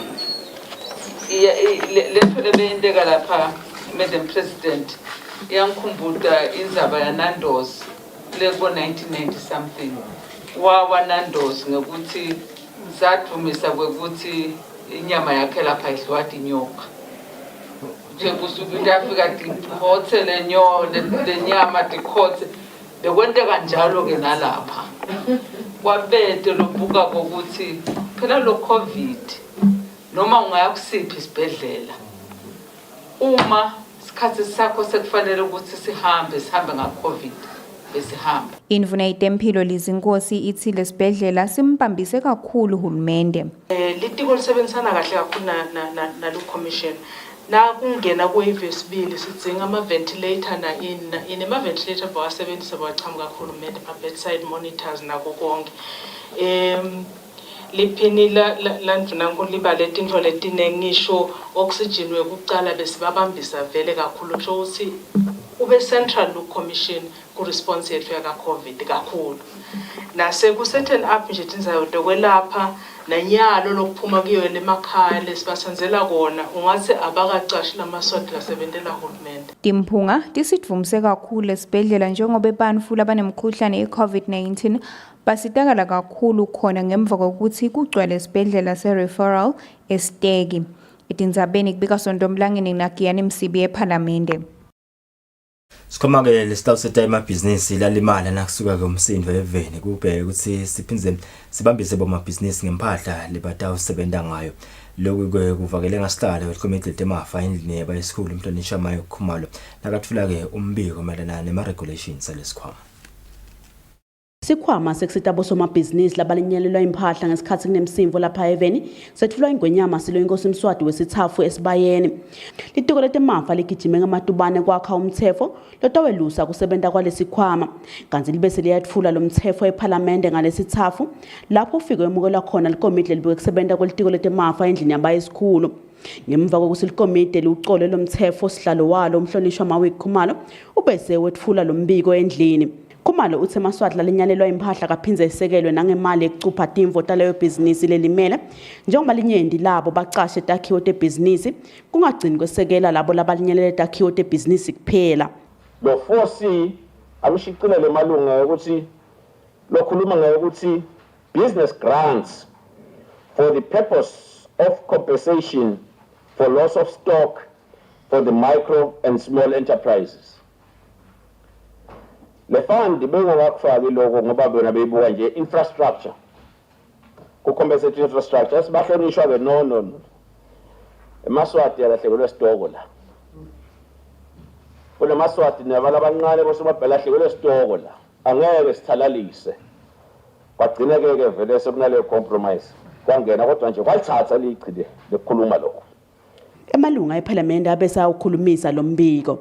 Litiko belicele ukuthi lapho ama-offenses akube nge-5,000 utatfulaka la mhlambeni ende ebucala ukuthi mhlambeni alethe ama-report langasiyo noma ama-document langasiyo kodwa-ke Mr. Speaker-ke sibonga nje malunga ukuthi akhalile cha le fine isetulu isho ukuthi Mr. Speaker yase seyehla seyita 1,000 lolo mncanelo laphansi naye le percentage yokulinyalelwa is 100% maybe mhlambe lolo yaphethulu ngebhizinisi ulinyalelwe yena 10% kodwa kubonakala ingathi sekukhulu.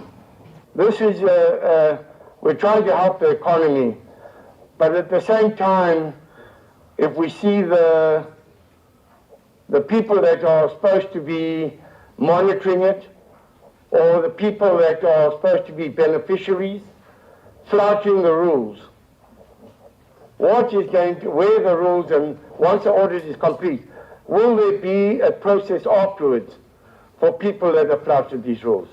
Esithobolweni dinzala salimala kakhulu sithobela kulomgudugudu lo. Kusebenta kwalesikhwama kutawubuka libhange le-Eswatini Bank kanzi lokunye lokunconyiwe ukuthi labo labatawufuna ukukhwabanisa imali kulesikhwama abathole iswati lelimatima. Kanesikhwama sitawuthulwa esiveni ngonyama silo inkosi Mswati wesithathu mhla tisithupha kule nyanga lesetulu. Etindzabeni Eswatini TV kubika samkeliswe khoza nginamuzi Mkhonda eParliament. Indlela yamabhizinisi kanti ekuthengiselana seyithule ngalokho semthethweni uhlelo lwemasu ekuboya ukuthi bosomabhizinisi labasemkhathini nabancane bangasekeleka kanjani ngetimali i-financing model for micro, small and medium sized enterprises. Lo hlelo lwethulwe kwihhotela eHitchin Garden ngekubanjiswa inhlangano yakamhlaba United Nations Economic Commission for Africa.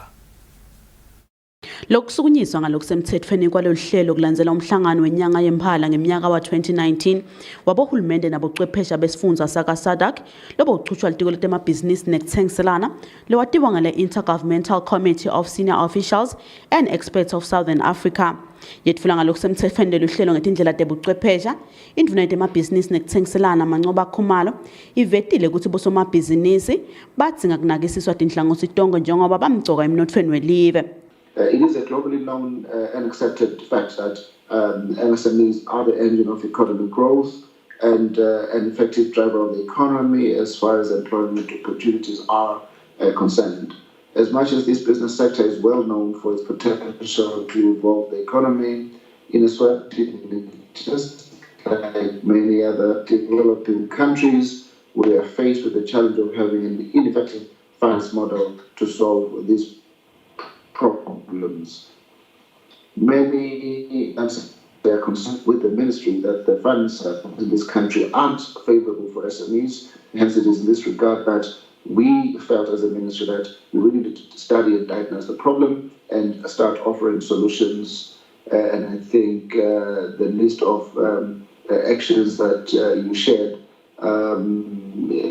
is extremely key for me as Mr. for Commerce and Trade to ensure that we start changing the landscape in this regard. Lebekamele lobuka inhlangano yakamhlaba Natal Ndongo said Deepaksha uthi kufika kwemkhuhlane COVID-19 kunikete live umsebenzi wekucinisa tinhlelo tekuthuthukisa bosomabhizinisi. The Ministry of Commerce, Industry and Trade boldly and admirably declared 2020 as the year of micro, small and medium enterprises.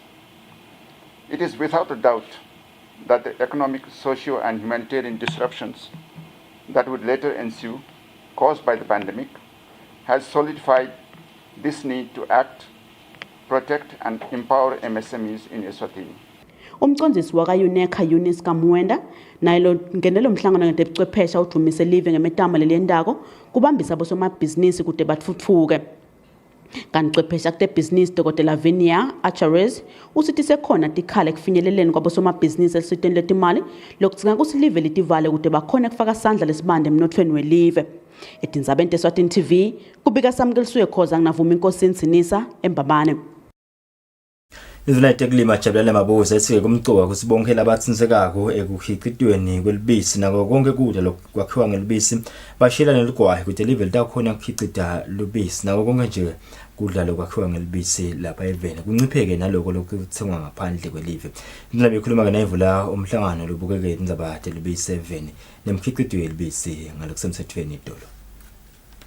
Emavikini lamabili lendlulile live ngekubambisana namhlabuhlangene labamba umhlangano wekubuka tindlela tekuthuthukisa imikhicito yekudla lapha eveni i-UN Eswatini Food System Summit Dialogues lapho kwavela khona ukuthi live lidzinga kucinisa tindlela tekukhicita kudla. Ngalesithathu indvuna yetekulima Jabulani Mabuza nayivula lo mhlangano ivetile ukuthi bonke labatsinzeka ekukhiciteni lubisi nekudla lokwakhiwe ngalo lubisi badzinga kubambisana bashiyelana lugwayi kude live lithuthukisa umkhicito welubisi kuncipha nekuthenga ngaphandle kwelive. It is very crucial for each one of us to fully understand our roles and responsibilities. Information sharing is also of paramount importance as it levels the ground and ensures transparency in our operations. It is therefore our duty to work together in ensuring that our actions best serve the interests of the country and facilitate growth in our industry. As a ministry, we pledge our utmost commitment and support to all of you in your specific roles in the value chain, but we emphasize on acting within the confines of the legal framework while pursuing our interests and the best interest of the country. However, if there is an agreement by all stakeholders on a need to amend certain clauses in the legislation, let us collectively make the recommendation with justifications and we will act on it urgently. Umbiko wenkampani yahulumende lekhicita lubisi weminyaka lophelile uveta ukuthi kudla lokhicitwa ngelubisi lokungemashumi lasiphohlongo ekhulwini 80% lokudliwa ngemaswati kuthengwa eveni leNingizimu Afrika kanti kudla lokudliwa kakhulu lapha eveni kufaka ekhathi lubisi emasi kanye nelubisi lwebantfwana kulokunye. Edindzabeni Eswatini TV kubika Samkelisuye Khoza ngisembabane. Emaphoyisa sesithobelweni ngokubambisana ke nebetempilo ahlangene nabotshela inhloko betikole ngaphansi kwale nkundla kutawubukisana ukuthi ngabe itikolo nempahla kungaphepha njani kulesikhathi lapho khona kubonakala kwanza kushiswa kwetikolo eveni. Ngenhloso yekuphephisa tikolo emaphoyisa sesithobelweni ngekubanjiswa betempilo sekahlangene nabothishela inhloko benkundla sesithobelweni kutokhulumisana ngendzaba yekuphepha etikolweni, kuphepha kwempahla yetikolo kanye nekuphepha kulomkhuhlane lokhungathe elive we-COVID-19. Kulandzela nasi simo lesikhona kulamalanga lapho sibona khona ikakhulu kati takhiwo tahulumende tibhonjwa tishiswa. Imtamo labayendako lokufaka ekhathi ukuthi ke tikhanyiswe tikola ku security babe khona babe vigilant betempilo etikolweni Lindiwe Maseko uxwayise ngebungoti bekuthi bothishela bathina babona timpawu temkhuhlane betame tindlela tekutelapha. Uthola ukuthi utaticala le treatment lekhaya maybe unatha I treatment loyivile lebe inathwa ngumzala wakho kumbe ane covid utitshele wena ukuthi asenginathe yona ngingayi kuyotesta kumbe ngingayi emtholampilo. Nasa uya emtholampilo ukhanza ukuthi le treatment maybe loyicalile ekhaya ayikakakusidi. Nasa ufika emtholampilo bayacala bayakutesta bakhanza ukuthi upositive ku covid bayakufaka treatment kanti wena vele le treatment kumbe uhambile wayithenga echemist watithengela wena and watinathela yangede yakusida so yale emtholampilo soku very late. So khanza ukuthi nemaphaphu sekalimele ngoba siyathi kusilo mkhuhlane weCovid uyawa affecta nemaphaphu. Abongela bothishela inhloko Daniel Mamba uthi lo mhlangano ubambulele kulokunyende lokufaka ekhathi kokuthi kufanele kuyoqiniswa tindzaba tekuphepha etikolweni. Kepha ke lesifundza lo mfundate lobekhona la sithobeleni ka World Vision usitile. Mamba uthi kungimanje bayohlangana nemakomiti etikolo baphindze bacele nekubanjiswa emaphoyisa emimango. Etindzabeni kubika Thembelihle Magutshwa Tfombe Ngithemba Shabangu yesithobelweni. Sikolo ke lesincane sasekukhanyeni sesithumse inhlangano iWorld Vision ingekwenda komsebenzi lomuhle kubafakela ke ingwedle letaletha ke manje lahlobile kulesikolo kanti ke lengwedle isebenzisa gesi welanga. Esikhathini lapho khona imandi asidingo lesikhulu njengoba kulomkhuhlane elive lelibhekene nawo we-COVID-19 wonke umuntu kufanele ageze izandla njalo ngemandi lahlobile kude kunciphe amathuba ekuthelelana lomkhuhlane. Sikolo lesincane sasekukhanyeni sesibonge umsebenzi lomuhle lowendiwe inhlangano yaka World Vision wekubafakela imandi lasebenzisa gesi welanga. Thishela inhloko walesikolo Bekthemba Mamba uthi lamandi lebe yasebenziswa sikolo bekangasiwo lahlobile njengoba bekaba netilwanya katana kulandzela ukuthi ngemandi lebe yasebenziswa nathi imfuyo.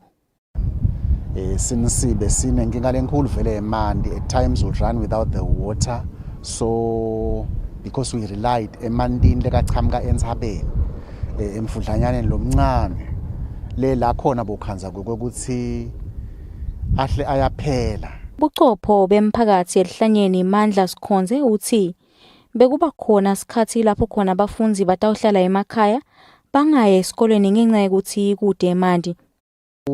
Kusho lokukhulu kakhulu kuloko World Vision asendele kona nakasekela ngalamali because bese kuyi-outcry lebakhona njalo more especially during i-winter season bekuba nale scarcity of water kulabantwana kuphansi kwekuthi sebazi nganye ilanga kugcina sibangayi esikolweni ngoba kude manje la esikolweni kusho into lenkulu kakhulu kulomango kulomphakathi nekubatali bayesikole abawuthakasela kakhulu lo msebenzi lesisele ku-World Vision 1. Impela sicelile nje ukuthi abawuphathe kahle lo msebenzi lona siubona ngilotawukhosa kakhulu tikabento yokuthi nabe bacela ukuthi bethe kuto maintainer babe khona kuto maintainer kuqinisekisa ukuthi vele isikole siba nemandi lanele nahlobile isikhathi eside la kulomanga. Kuba nemandi lahlobile kuhambisana ngco nemigomo yakamhlaba lekhonsako lekuligoli lesithupha lelikhuluma ngekuthi tive tonke kufanele tithuthukise tindzaba tekulethwa kwemandi lahlobile nekuhlandeka lokusezingeni lelisetulu ngeminyaka wa 2030. Etindzabeni kubika Thembelihle Magutshwa, Thombe Ngithemba Shabangu, siseluhlanyeni. Luhlelo kwelahulumende lokumukelisa sive kudla luyachubeka esifundeni saseshiselweni. Inhlangano yabaphalali Eswatini Red Cross beyikase isemphakathini wasekwaluseni eTolo ngaphasi kwenkundla yakumthambama yawumukelisa sive kudla ngekuthunywa nguhulumende.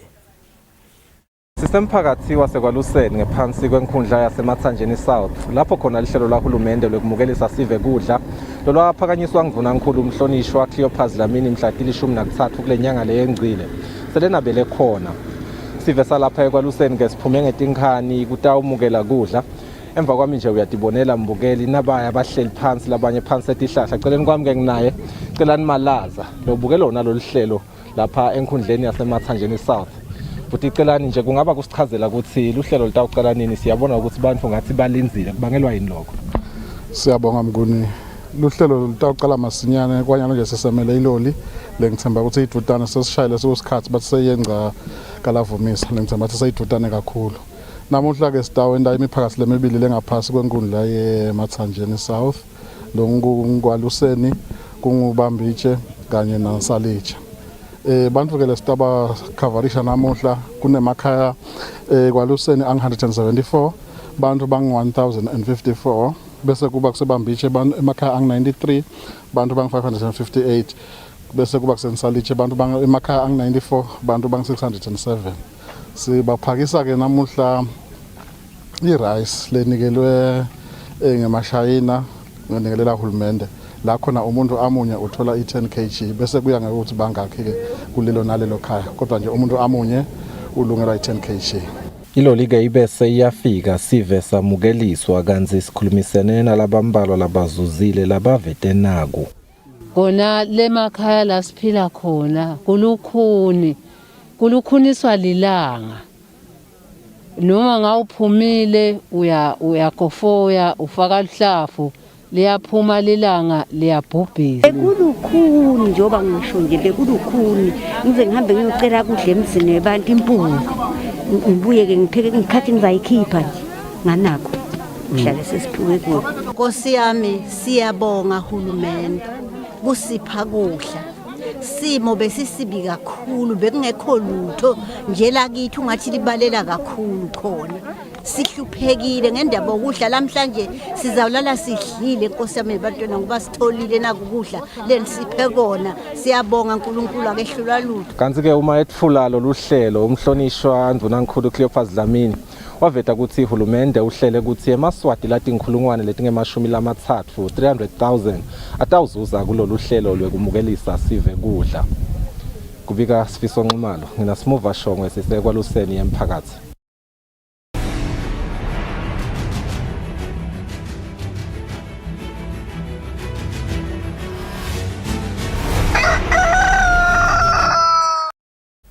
Temidlalo mengameli wenhlangano yebasketball kuleli hlanhla amaphanga uthi ke live angeke limeleleke emidlalweni yebasketball yaseAfrika kanye nasemidlalweni ye-Region 5. Lokho kulenzela ukuthi inhlangano ayikakhona kubamba imidlalo yayo ye-league ngenxa yokumiswa kwalomdlalo kuselwa kwaphethwe kwamkhuhlane ye-COVID-19. Kulomnyaka losetulu inhlangano lidlalisa umdlalo webasketball kuleli kubheke ukuthi ingena lemidlalo lemikhulu lapha eAfrika lefaka ikhathi Basketball Africa League kanye nemidlalo ye-Region 5.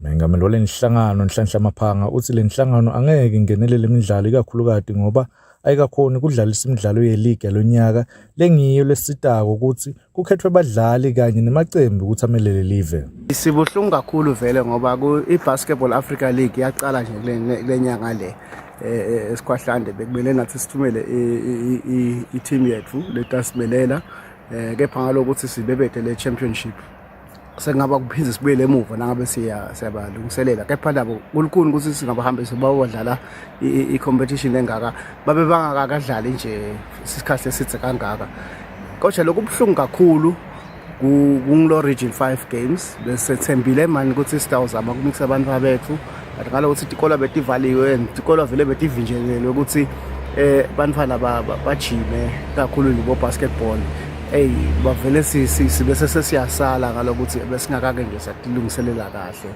kepha siyathemba ukuthi nase kuvulwa ke sihambe kodwa vele silimele ngoba nje lama region 5 games sibese sincenge baka FIBA sizone ukuthi hey FIBA ngicela nathi lo region 5 games nibabukete ukuthi mhlambe sibafake ukuthi nabo kubonakala ukuthi siyadlala silive singemave nje ngalokuthi region 5 ngalokuthi ama games aka FIBA vele bese ayadula lesinye isikhathi bebavumile ke bona so thina sive ebuhlungu kakhulu nje lokuthi asikabe sakhona ukuthi bese nathi sesiyaya le sesithole lithuba nje vele likahle ukuthi si represent live la FIBA. Mhla ka-26 kulenyanga lesetulu lenhlangano kubheka ukuthi bamba umhlangano lomkhulu ekuphetha umnyaka lapho khona utawubanjwa ngendlela yebuchwepheshe phecelezi virtual meeting. Lo bike lomsakazo Eswatini TV temidlalo ngilinda Dlamini na Fabrice Msonera eMbabane. Ngosale temidlalo sitibamba lapha ke Nzabade sibili itshalo mhla eksene sibatholela imakethe nasibuya lungelele hlebade ka Nzabade ka NMC.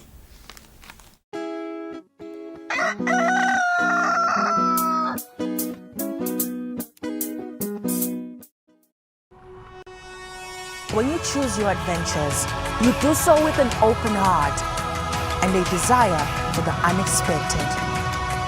You embark on journeys to discover new worlds full of wonder. You choose a path to awaken your senses, a world to make you look up and realize just how inspiring this life can be. Arrive and awaken your heart. Explore life in ways only thought possible in your dreams. Discover just how far you'll go to expand your understanding of life's greatest mysteries. There's just one place on this planet with so much to offer. Now is the time for you to have the royal experience in the kingdom.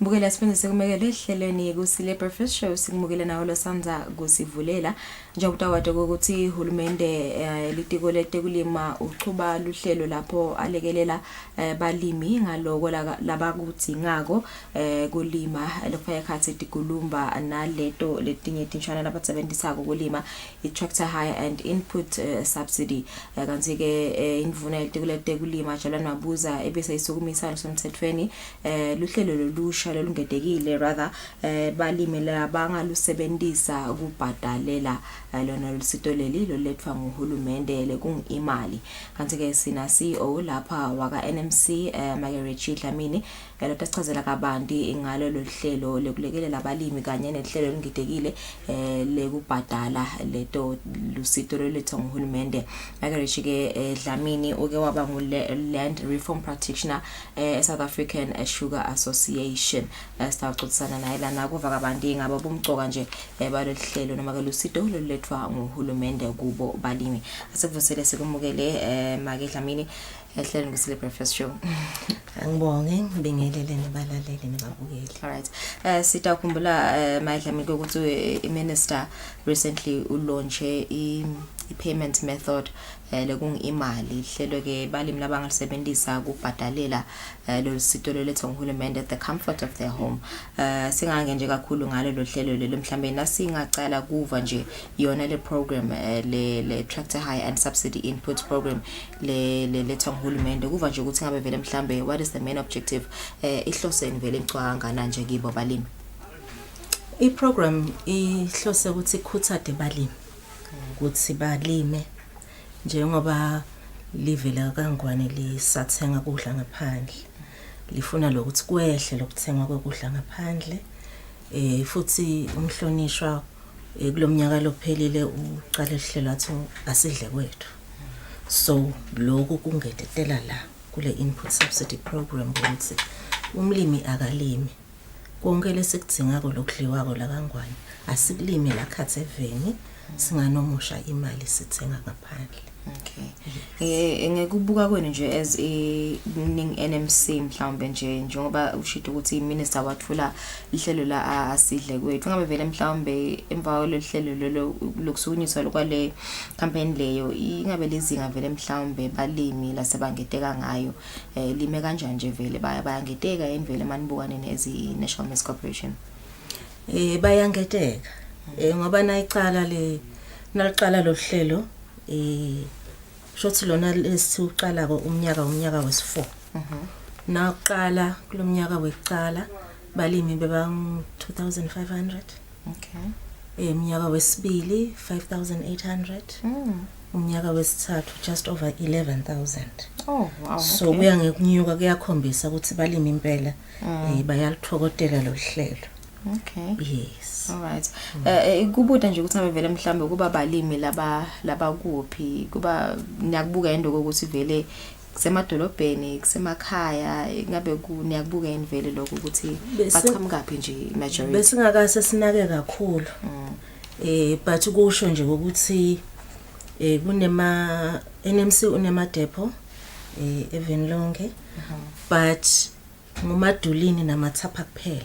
Lovula all year round kusho ukuthi bantu basemadulini bayasebenza ngeke bavulelwa umnyaka wonke kulele tinye tindzawo kuba nesikhathi lapho njengoba kuvunwa nje kuvuliwe tonke tindzawo emva kwesikhathi kutase kuyavalwa bonfonjeni nabokalanga kutawuvalwa.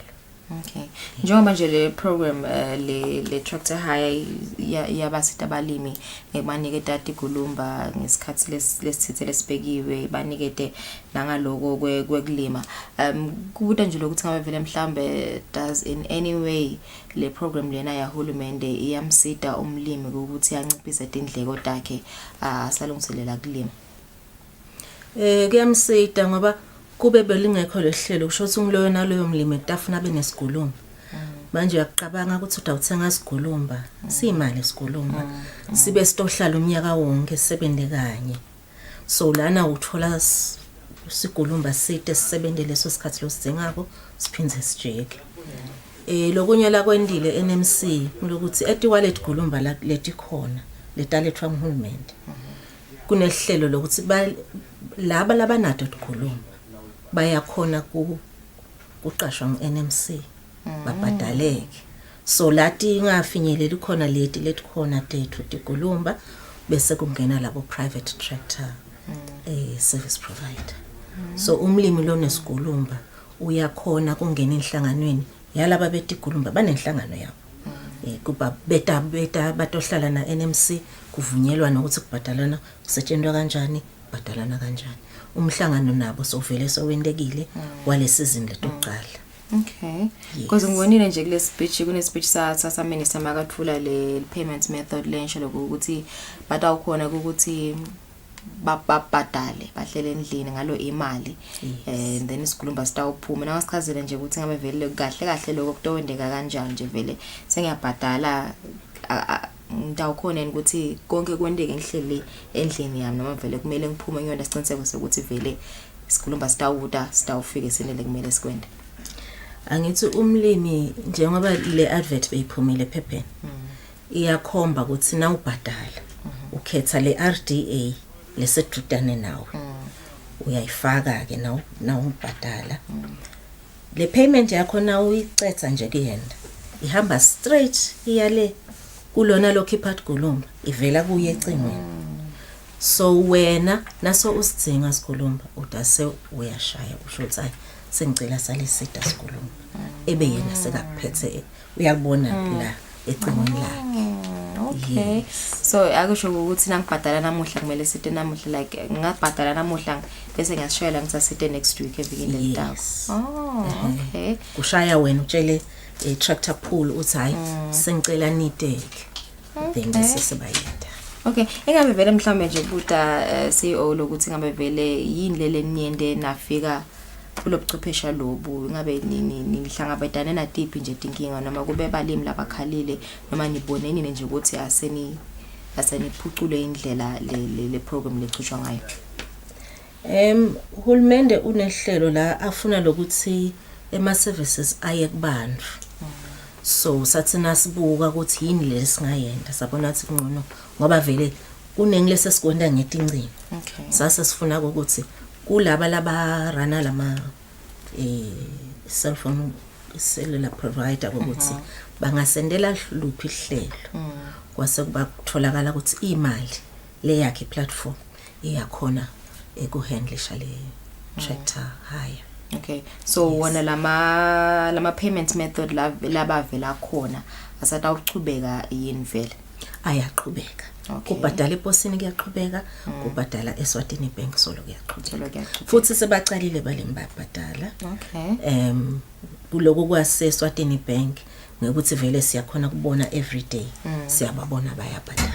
Okay, sebangakhe nje mhlambe nje la sebaqale kubhadala. Seyiqalile ukusebenzela imali vele sebaqalile kubhadala. Iqalile kusebenza. Okay.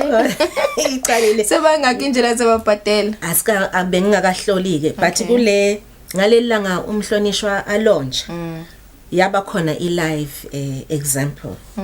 Kwaba khona umlimi ahambisana na tractor pool wakhe bayenda transaction. So from that day onwards beko possible. Okay. Yes. So kubuta nje ukuthi ngabavele mhlambe kukhona yini kumbambelela umlimi mhlambe nakasebenzisa the existing payment methods compared to kulena lensha ngabavele mhlambe ngiphi nje lephangisako. Akumbambeleli lokuya Eswatini Bank naseposini kungukuthi kufuna sukume phela endlini. Agibele noma ikhumbe hambe noma ibhasi ahambe aye khona noma ngene emotini. Okay. But la icingweni awu noma ungwete wakhona kuphuma ngalelo langa utawukhona ukwenza i-transaction yakho. Nekusho ukuthi labanye balimi bebalahlekelwa ngilamaphepha abo phela nabaphuma lebhange naseposini. Nyalo kuthi indzaba ye-receipt lelahlekako ila cingweni. Noma ungalahlekelwa ngilocingo baka imali batakusida phinza uthole le receipt yakho la cingweni. Yeah, kuyabasebenzela vele. Kakhulu. Okay. So vele over the years ngabe vele mhlambe impact nje lesenibonile lelihlelo leliyendako kubo balimi ngoba I think ukuba likhulu nje nangathi nje uyatendela konke ukusebenzela Sigulumba sakhe udithengela konke kwakhe la kumele alime ngako indleko tiba setulu ngabe vele mhlambe nanikhulumisana nabo nje nicocisana nabo ngalo lehlelo la hulumende bachaze bathini nje ukuthi ngabe vele mhlambe impact ibenganani. Kuyabasebenzela ubona nangale nombolo lokuthi inyuke kangaka sho sivele kuyazuzwa but nalokuthi hulumende uyakuhlangabeza indleko wena botawubhadala 7,000 ngiyabekisa kuloku kwembili ukhipha 3.5 kuloku kwelibhonjisi botawukhipha 8,000 ukhipha 4 hulumende ukhipha lelenye so vele nje kuba nemehluko lomkhulu. Yeah. Okay. So kubuta nje CEO lokuthi ngabe vele mhlambe crop production ikhona nivele inzima le idlalako ekukhuliseni mhlambe singathi umnotho walo live nako nalo luhlangothi lotekulima. Lukhona ngoba na ubuka lokuthi lo mbila as of Monday balimi bese balethe 4,163 tons. Now ubala ukuthi lithani lilinye lingi 3,550 umultiply ayisincane leyo mali lengene ku economy nje so uma ngabe lo mkhiqido botawunyuka kakhulu leyo mali betawuqhubeka ihlale la eveni kani uma kungabe kushoda umbili ufuna bese siyaphuma siyothenga ngaphandle le mali bese iyale kani sidinga ukuthi imali isale la isirculate khona la ito khula lo mnotho bathi laba baka economics I multiplier effect so labafunzi economics 1 bangasichazela ngcono so sagcina nje ukuthenga ngaphandle njengoba ushido ukuthi inombolo yabalimi labalima kodwa ikhulile sesifike nabo 11,000 sikuthenga ngaphandle sesawuthenga solo sesawuthenga ngalokuthi asikafinyeleli enombolweni la kufanele sifinyelele khona but kuya ngekunyunga sisakhuthatha abalimi ukuthi abaqhubeke okay so ngeminyaka nje vele kuyaye kudingeke ngakhe wala mathani and target mhlambe sibuke ukuthi singakhona reach ngeminyaka sidla cishe 140,000 tons I-shortfall ivamise kuba labo 44,000 tons okay bese ufuna siyomthenga ke lo 44,000 ngaphandle yes okay so silele imali kepha siphinde sikhumbude nje siyoko ukuthi ingabe vele mhlambe umlimi locala konje wenda kanjani kumele ende kanjani I-code la kumele ayisebenzise ngoba ngithi kunabo star 232 wenda kanjani nje umlimi mbana ke njengoba kuvelile ephepheni sicela abalibeke lelo phepha bekuvelile nje idolo nakuthandi ephepheni ima instructions abhaliwe kanye nema code alabo RDA babo umlimi ke ufuna sonzele ku RDA lesedutane naye ayibuke lapha ephepheni alandzele ema instruction atakhona kusitakala alright so sibonga kakhulu makehla mina ngibukele bese xoxisana lapha naye CEO ngapani NMC ngeluhlelo lolumikiswa nguhulumende kubantu lokubabambisa kubahlangabeda ekulimeni asiselkhefu nasibuya sitawuqhubeka nohlelo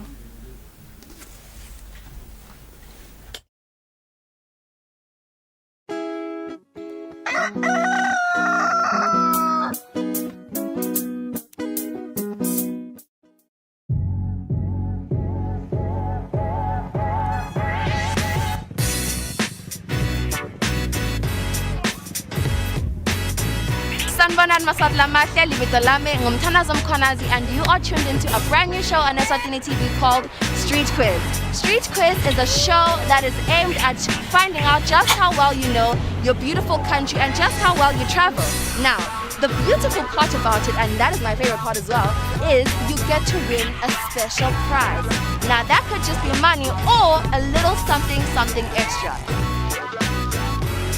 As for me and my team, Nidanibona every week from here just as long as you tune in and now I'm gonna start doing balege.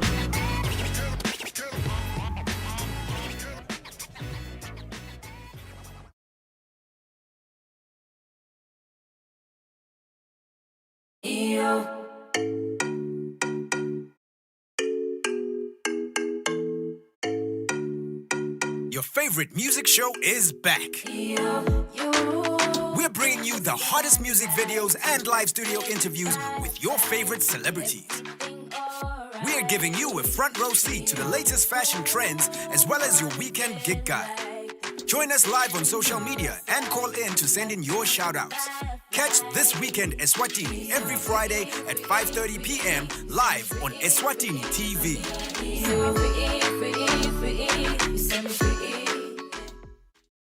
Kudla kwempilo, food for life. An agricultural program that shows how a farmer brings food to the nation.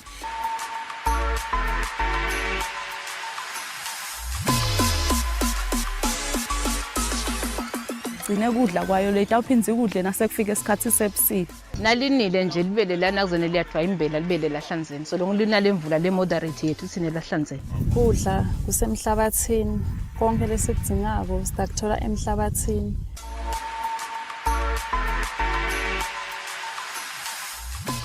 Kudla kwempilo for agriculture and farming development on Eswatini TV with the farm boy Samgelo Vilagati Samvi. Kudla kwempilo, food for life.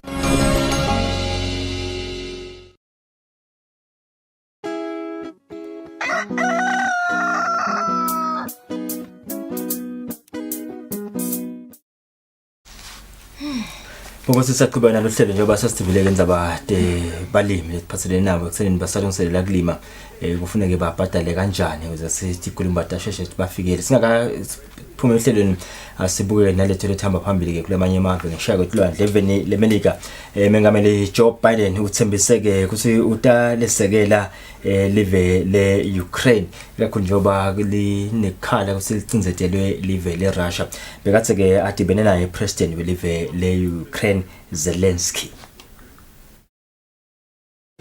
Ukraine President Zelensky making big requests as he meets his American counterpart Joe Biden in the Oval Office. Важливе питання для України, перш за все, для наших обох країн. І я не знаю, чи вистачить наш час на обговорення всіх цих питань, але ми спробуємо знайти відповіді на них. І найголовніший напрямок і пріоритет – це безпекові питання. Безпека на Донбасі, безпека на тимчасово окупованому Російською Федерацією півострові Крим, безпека у Чорному морі, важливе питання в Чорноморському, Азовському узбережжях. In response, Biden promised that he was firmly committed to Ukraine's sovereignty, and as evidence, he put money on the table. We're revitalizing the Strategic Partnership Commission between our nations, and we're also creating a new strategic defense framework and a new $60 million security assistance package. The military aid will be used to fight Russian-backed separatists in the Donbas region. The war has killed roughly 14,000 people since 2014, when Russia annexed Ukraine's Crimean Peninsula. Another source of security concern for Zelensky, the Nord Stream 2 pipeline.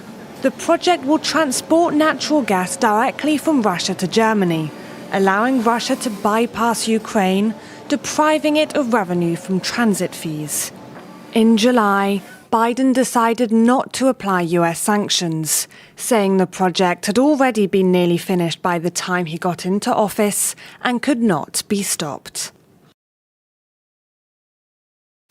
Alright, ngibele siqhubeka nato ngephandle kanti siqhubeka naseMelika lapho khona kubikwa ukuthi 1 million people have been affected ngetimvula letibe matima lebetihambisana nemoya lomkhulu iHurricane Ida le damage yetimvula letiningi kanti kufuna ke bamfu solo kuyachubeka kufuna ke bamfu labasolakala ukuthi basinzile kule hurricane solo kuyachubeka kuleyo state.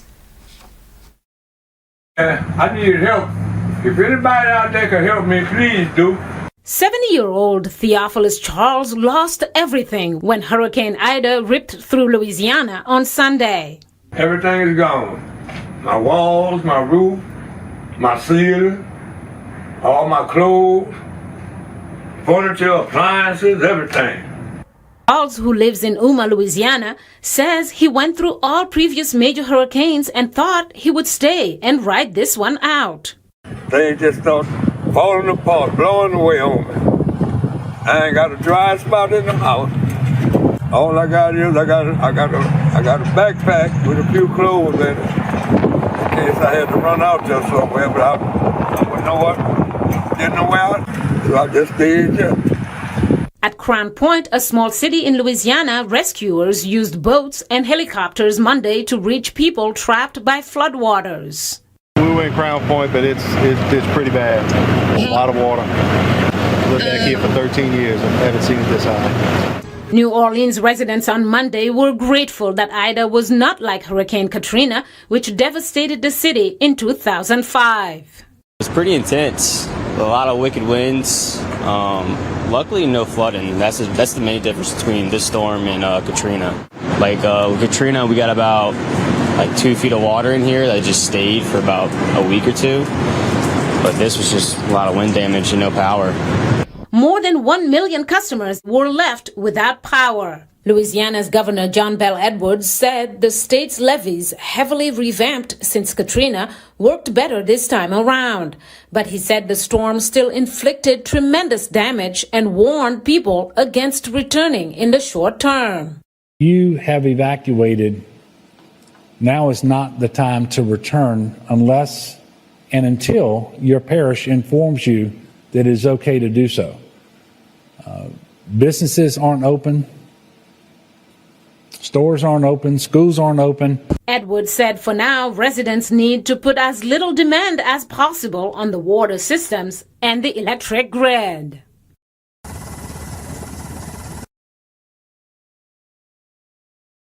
Nembala-ke bonke sisimatima ke vele simo lapha evele lemelika yatha esifundeni se-Louisiana sishona lapha eVenezuela la khona licembu leliphikisako selihlongotheke ukuthi angeke lingenele lukhetho lwamengameli kubheka ukuthi libe khona lapha bekhethwa khona nahulumende wemadolobha eVenezuela. After months of soul-searching, a change of tack for Venezuela's opposition. Various parties, led by former National Assembly Speaker Juan Guaido, say they will participate in November's regional and municipal elections, but acknowledge the playing field will be tilted. Nosotros estamos trillando el camino en el que creemos y vamos a seguir trillándolo porque nosotros no podemos seguir viviendo de fantasía. The opposition in Venezuela has boycotted the polls for the past 3 years. However, the move has failed to reverse Nicolás Maduro's grip on power. In 2018, he was re-elected president, and last year Maduro took control of the National Assembly. He says the upcoming election highlights Venezuela's democratic credentials are intact. Me voy a sentar en mi butaca con el televisor prendido con mis cotufas a ver a Juan Guaidó votando el 21 de noviembre y allí aplaudiré porque lo logramos, incluirlo en la democracia otra vez, incluirlo en la Constitución. Talks to end the political impasse are underway between the government and the opposition over in Mexico. Nicolás Maduro is hoping to gain international sanctions relief on the state oil company, which has worsened Venezuela's economic problems even further.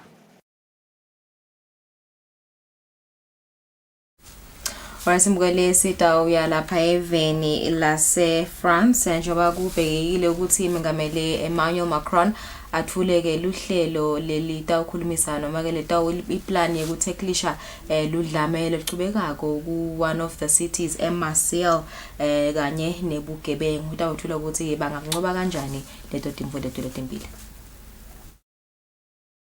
Grit and glamour sit side by side in Marseille, France's second largest city. Served by the old port facing onto the Mediterranean, it's been a multicultural hub since its founding by the ancient Greeks. Today, Marseille's population of more than 868,000 people is socially and economically divided. A world away from the well-heeled south of the city, in the north and centre are deprived, crime-ridden districts. Drug trafficking is rife, and many residents have to live with the consequences. There have been 15 homicides since the start of this year alone.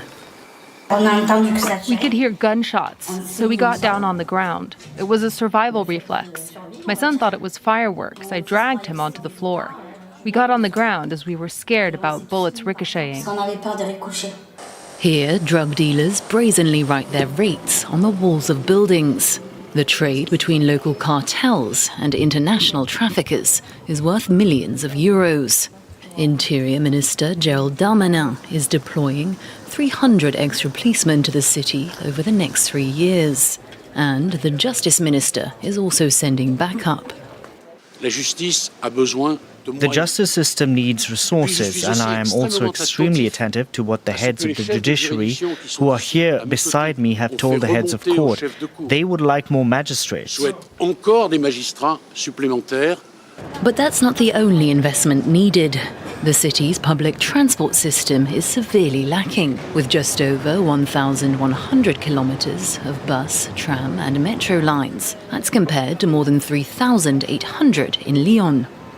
Around a third of the city's 472 schools need renovating, meaning 79,000 children are attending classes in buildings that aren't fit for purpose. Housing is also poor. In 2018, 2 buildings in the centre of the city collapsed, killing 8 people. Although city authorities have managed to dig into their pockets for high-profile museum projects to attract tourists, many Marseille residents complain that investment aimed at locals has been lacking. Ngosikoleke insimbi esiphohlongo sitibaba lapha kenza baleti hamba embili na kulamanye amave emhlaba sitawulephesa ngehlelo lomhlekuseni sithi tekene nizabale siphathelene ne-environment la nekuthuthuka kwebantu kusenene kufuneka kuhambisane sustain the environment nema livelihoods nanawa improve. Yeah, kunjalo mbukeli siphethe lapho ihlelo lethu simakhulu uhlathana nathi namuhla 2 hours wonke. We'll see you tomorrow on Friday.